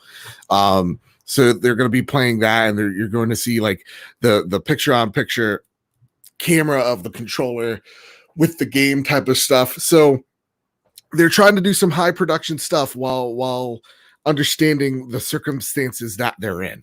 At the same exact time, yeah, I think this is going to be a slate of games. This is going to be PlayStation's big moment, and they need to get it 110% right. So seeing partners going, listen, we want to announce our game now. I said this a few shows back. I was surprised that they picked June 4th, or that was a speculation because of the Last of Us leaks. I really do expect this to be at least after Last of Us Part 2, to be completely honest. That's how long I was willing to wait. Because if you go into those comments, I don't recommend it, because you will see just a whole bunch of spam for Last of Us spoilers. So they have a lot of balancing that they need to do. That said, we can expect, not to say that I have it on good authority, but we can expect that we're going to see things from PlayStation within a week or two before this announcement that's going to clear up the air of this console. So, like, you know, I think we're going to get maybe the console reveal, a couple more of the specs out of the way, so that we can see, what is at this point confirmed. We're going to see games that we haven't seen yet, or haven't seen in a while, make its way onto the PlayStation platform as a returning exclusive. Things like Silent Hill, right? So they have, I think, the biggest moment that PlayStation needs, and I think it's a very good possibility for them to do, is to say, listen, Microsoft has the power, but what is the one thing that we have, at least, is the consensus. We have the games, and what developers right now are in the middle of their development is Santa Monica, is Insomniac. So I have like very little doubt in my head that we're going to see at least one of the two of them. We're going to probably see a God of War. We're going to probably be reminded of Spider-Man in some way, shape, or form. You know, we're going to see Horizon Zero Dawn 2. I don't even have a doubt in my mind we're going to see an Uncharted, and we're going to see maybe even a Ratchet and Clank. I think we're going to see a huge slate of games reminding us, beating us over the head why they won this generation, and quote unquote won this generation. You know, they have a lot of people like to forget, but they have a lot of studios right now working on games, and at the same exact time that we have developers like I know Naughty Dog's not making the Uncharted game, but it's No, San they're not. Antonio. They're not going to do it. Yeah, It's part of the MLB, I think, moniker. So like, yeah, like they have studios that are working on things that that have been in the pipeline for a while. So to me, I'm excited to see the games and finally get a glimpse as to what we can expect from PlayStation this generation coming. But I don't care, because at the end of the day, when it comes to like the price and like, am I nervous for PlayStation? By August, we will know everything about both of these consoles. It's just patience, good point. right? Fantastic point. Yeah.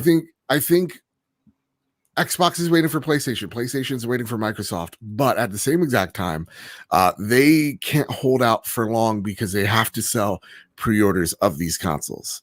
So I wouldn't be surprised. Maybe we do see the price from Sony first.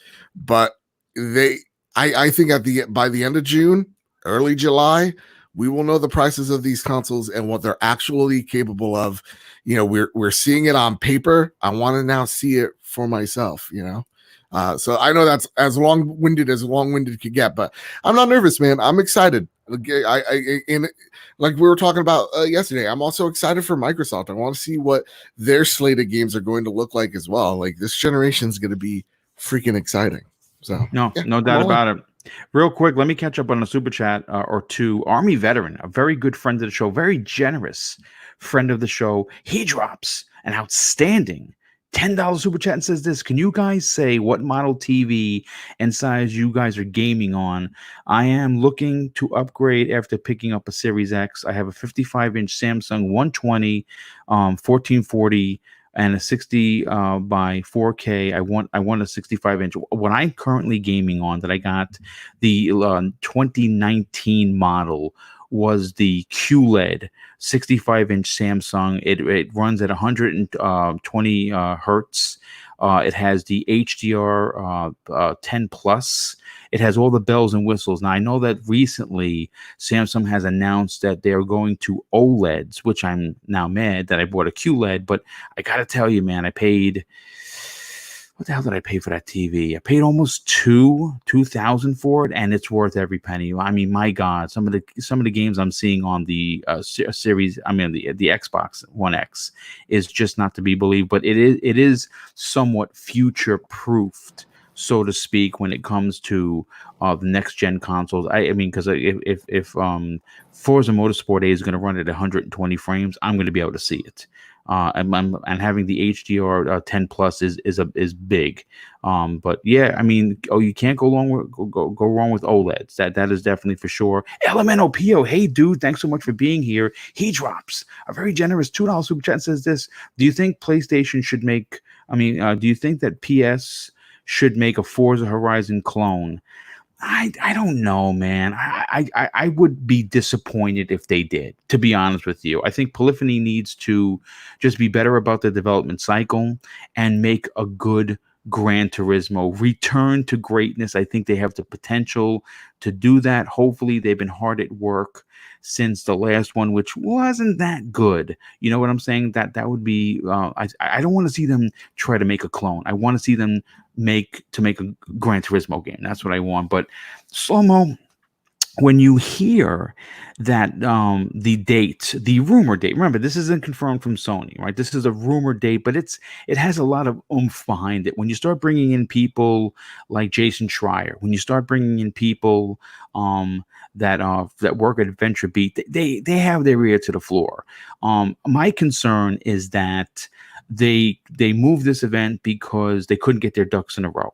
Right, they could not get all of these games ready to show, and I mean, how many events is Sony going to have? You know, who knows? Is it going to be hundreds, like they said? No. Is it potentially going to be 2 or 3? Probably. What are your thoughts? Do you have any concerns for when they're going to show the console? Give us a price and give us a release date. Okay, so I think there was something that was released where a third party has said something about when their game was coming out later this year, and it kind of like insinuated that PlayStation would be out in October. So I think as far as release dates go, sometime in October will be the release date. Now, as far as pricing and this event, me personally, I feel like they need to, well, this is what we always know from Sony. They like to wait for Microsoft to reveal price before they reveal price. They like to be like a counter puncher. Like, what is Microsoft doing? Okay, let's kind of change up what we planned on doing. Or in the case of like 2013, let's take out some of the things that we were planning on doing because they just got killed for that. And then let's just do the opposite. Let's market against them with the opposite. They are masters in marketing when it comes to that. And I feel like they haven't said anything about price yet because they really, really want to know what the Xbox Series X is going to be priced at, because I don't think they want to be the same price as the Series X. I think they want to be cheaper. But then if the Xbox Series X is going to be $600, they don't want to. It's not. It's going to be first. $500, but let's just say there's a chance it could be, right. So they don't want to come out and say, well, PS5 is going to be $400, and then the Xbox Series X is $600, which that would be unlikely. But if that was the case, they'd be like, well, wow, we could have went $500, still got the same amount of gamers because we're cheaper than our competition, and then that would be even more money and less actual cost that we are losing per unit at launch. Then we could have, potentially maybe produce more units if we want to. And so I think they want to see what Microsoft is doing, the rumors of the Lockhart, like what is that at and how powerful is that and what price is that going to be at? There's just so much uncertainty right now that I feel like they just want to wait. But I think Microsoft is playing it smarter than they used to. Oh yes, they kind of know they want to wait. Changing of the guard has made that possible with Jared West running the show and not the boo before him. Right, and so it's almost like a game of chicken or a stare down contest. Who's going to blink first? And I feel like honestly, June is really going to be, to me, I think is going to be the point where someone finally blinks. Yeah, and just to expand on that point for just a sec, they did have or have a August date for a state of play as well, kind of reminding you about the console. That's definitely placeholder. That is definitely, we're revealing the price of this thing, maybe even the box. Who knows, right? Like that's definitely the placeholder for them. So that whenever Xbox reveals their price of their consoles or console, that they're prepared to counterpunch. Yeah, that makes sense. Yeah, and that would make a lot of sense too, because then at that point they'll know for certain that Microsoft is not going to go all the way to August without talking about price, especially if they're going to show another SKU and say, "Oh, but this one's going to be cheaper." People go, very first question, people gonna be saying, well, I mean, well, like how much is this going to like cheaper? What cheaper compared to what? Like, how much is the Series X? How much is the Series S? Like, if you're going to talk about you bringing out a cheaper model, at some point you're really kind of like leading us right into pricing here. So, like, what are you talking about? And so, if that is what their June event is going to be about, hardware and services, I really kind of feel like we're going to start getting some pricing out of that June event. I put it this way: it looks like June is going to be very busy for podcasters, and I freaking can't wait for May to get the hell out of here, and let's get to June. That's what I think right there. Crispy Bomb. Let's get your opinion on this, because obviously you're considering potentially buying a PlayStation 5.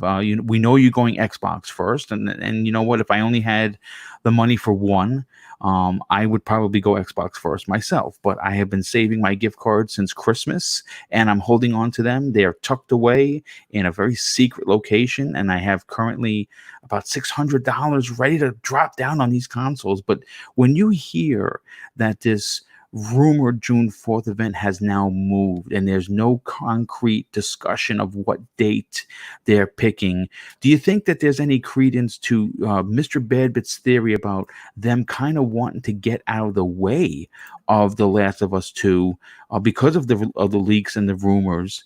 Or do you think that it could be something more suspicious?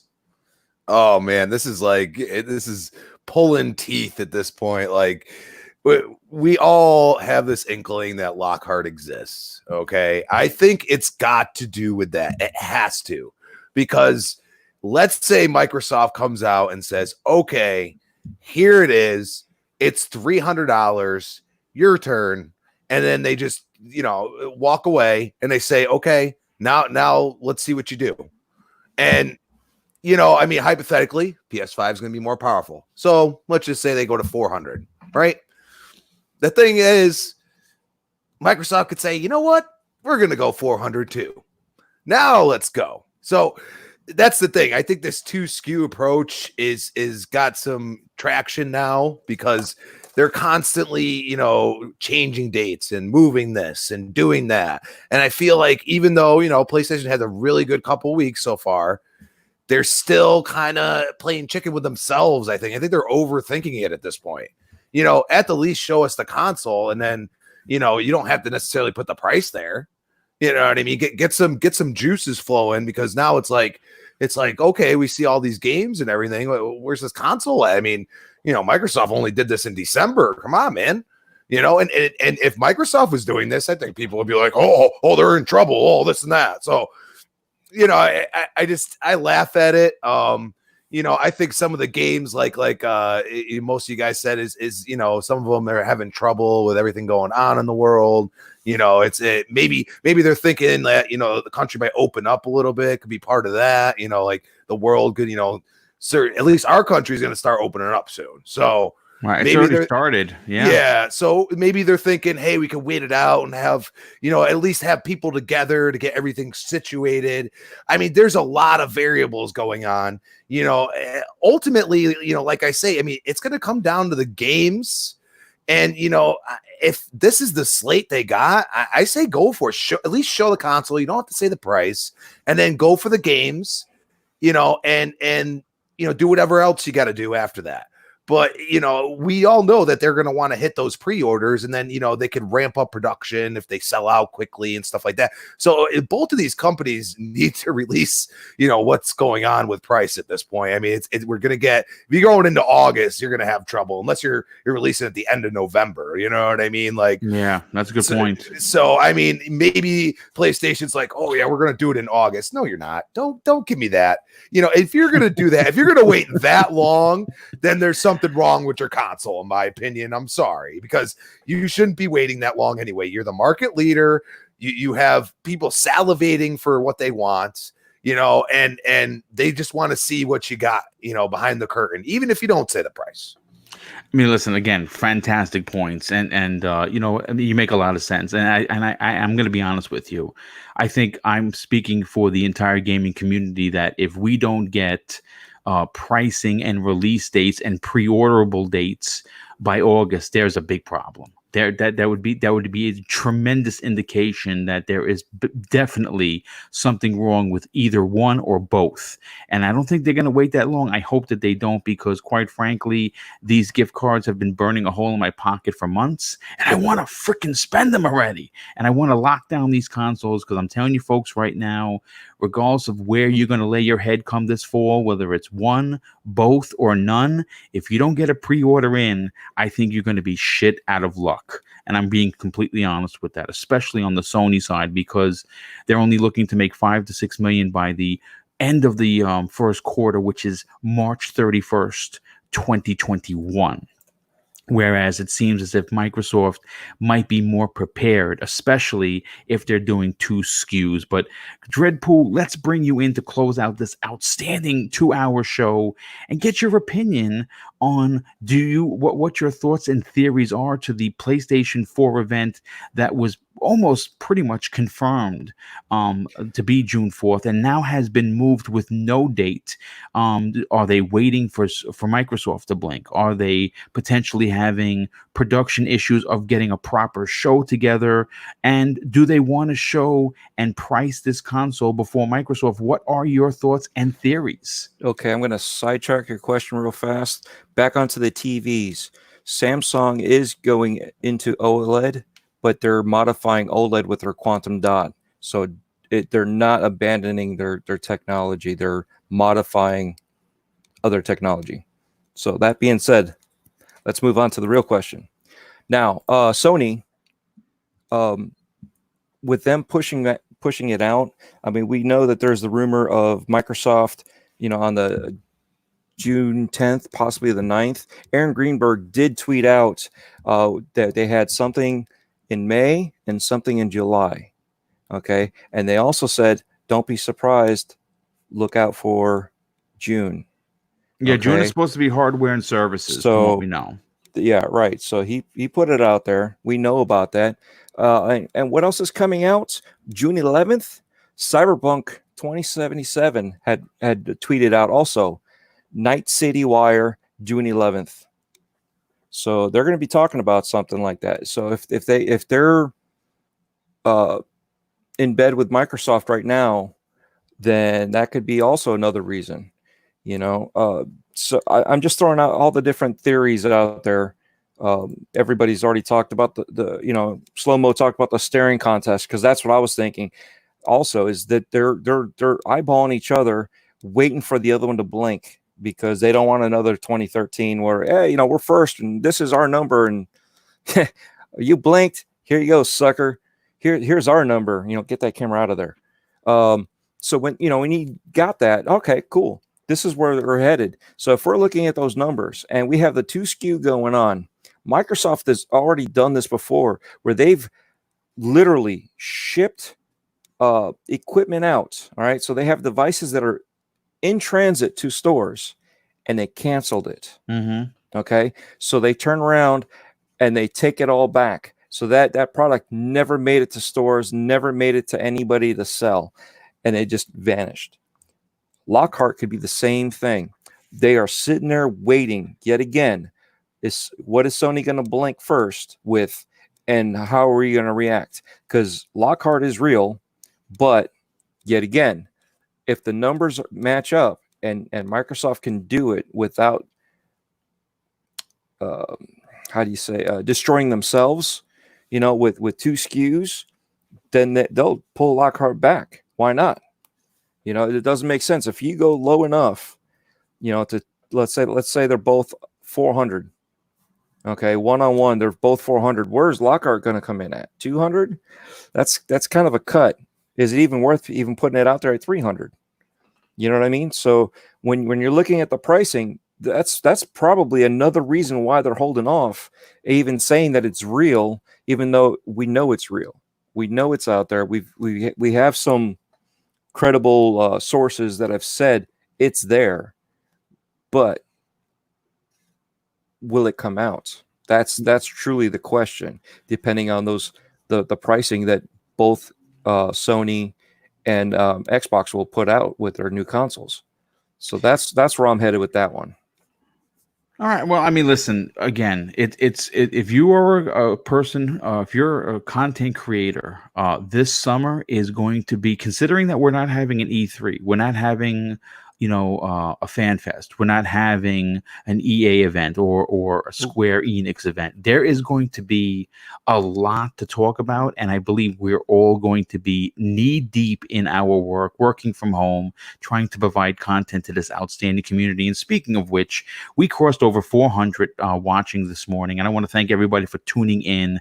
This has been an amazing show. I apologize for not getting to the originally the revealed list of topics. It just happens sometimes when you have a lot of big opinions. With the way I run the shows, there is no time limit. There's no time limit set for said panel member to talk. So if they talk 15 and then on the next topic they talk for 3, that's just the way it is. But folks, let's get into the outros, and we'll start with, of course, BitCloud. You, my friend, have a great show. I did not even know you had, of course, the hip hop gamer who I had the pleasure of meeting at EA Play at last year's E3 event, which he's a gentleman.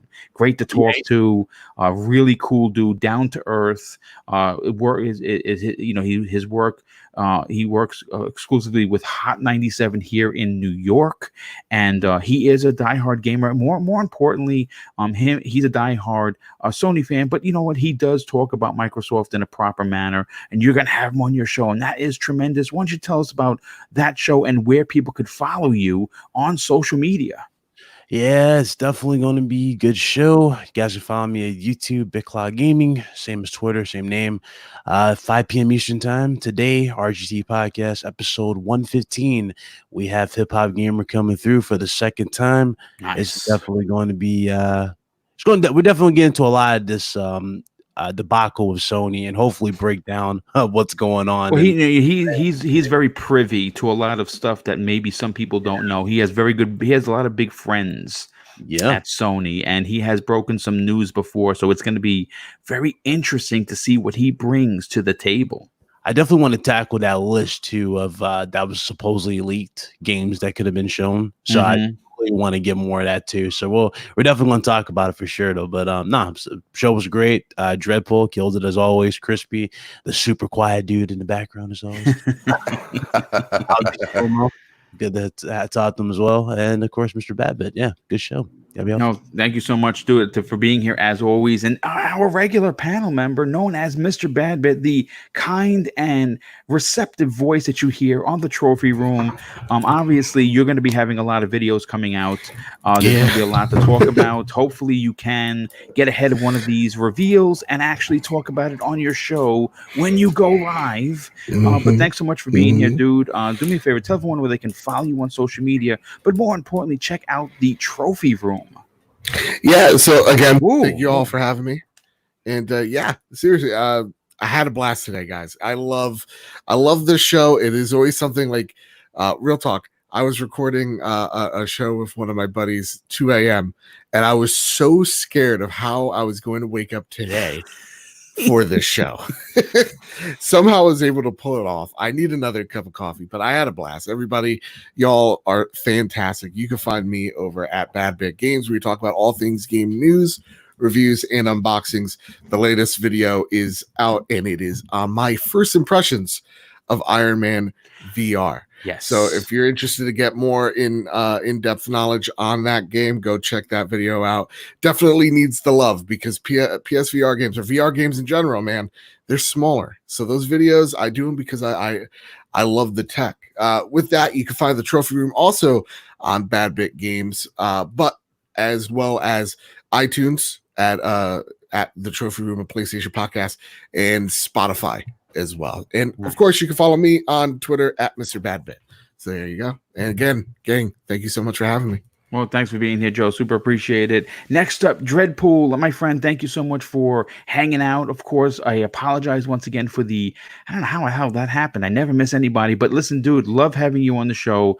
And I think the reason why we all love hearing you talk is because not only are you very elaborate, but you're very to the point, and you explain things very, very well. Do me a favor, dude. Tell everyone where they could follow you on social media, but more importantly, check out your YouTube channel. Oh, thank you, Boom. To be honest, I love hanging out with you guys. All of you guys are awesome. I'm definitely going to be checking out that VR review that you got, or preview, however you. Awesome. Thank you. So I definitely, I Impressions, almost you know, checked it before the show. So, but yeah, definitely, I want to see it. Thank you. You can find me on Twitter as Dreadpool, and the O's are actually zeros. YouTube, Mixer, Game Tag, and Stadia is all Dreadpool, all caps, all letters.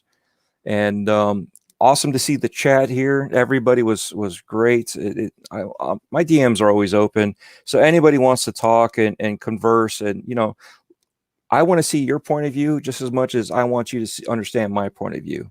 Let's all have a discussion, and that's the way I love about these shows. We all get a chance to throw our point of views out there, and it's not all yes. You said the exact same thing. I'm going to say we're good to go.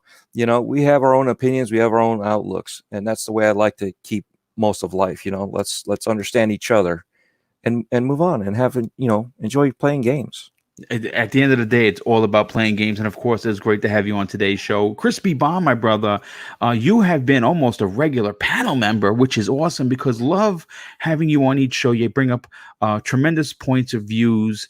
And of course, your opinions are very logical. And you look at it from a gamer's point of view. You, even though you prefer Xbox, you never go out of your way to dump on another platform. And I think that's why a lot of people dig you. But you're also on a little indie show called the Retro Renegades, with of course our very good friend Jay, who has done all of my artwork, and you know that. And you have a few others that you work with on that particular show, and it's a great show, especially if you like older games.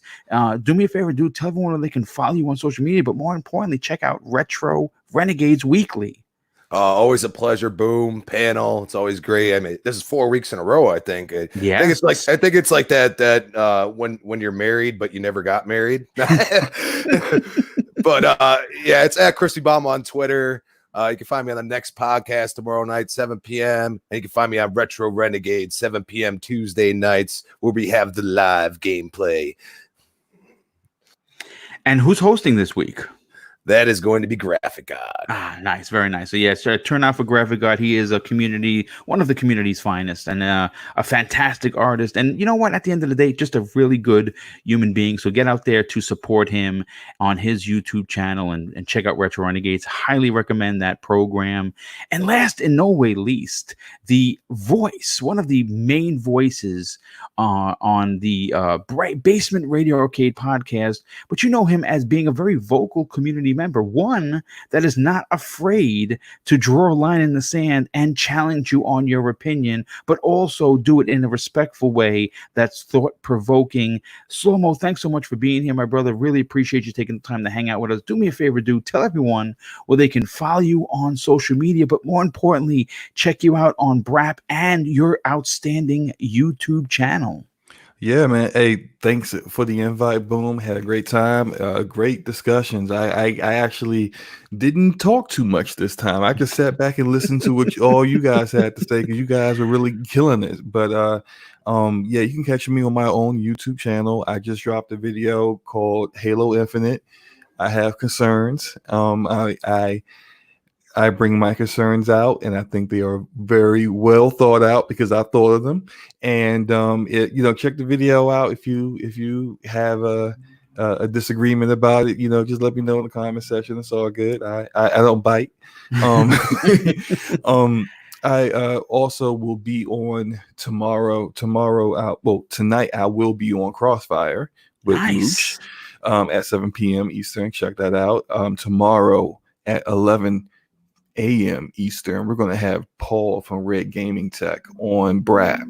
So check us out on that. We're going to drill him with all kinds of, that sounded terrible.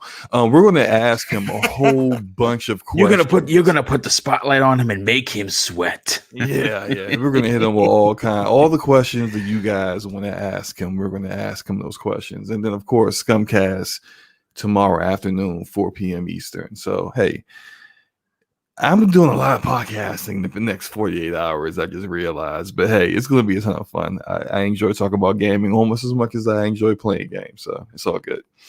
Well, again, great to have you on. Haven't had you on in a while, and it's always great to bring you back and talk games and just hang out and have some fun. But listen, everyone, I want to thank for the 400 plus people that tuned in to this morning's show. Of course, if you enjoyed it, I would politely ask that you do hit the like button. Believe it or not, it does help this channel somehow navigate the airwaves, of course, for YouTube and their algorithm, which even the world's biggest geniuses cannot figure out.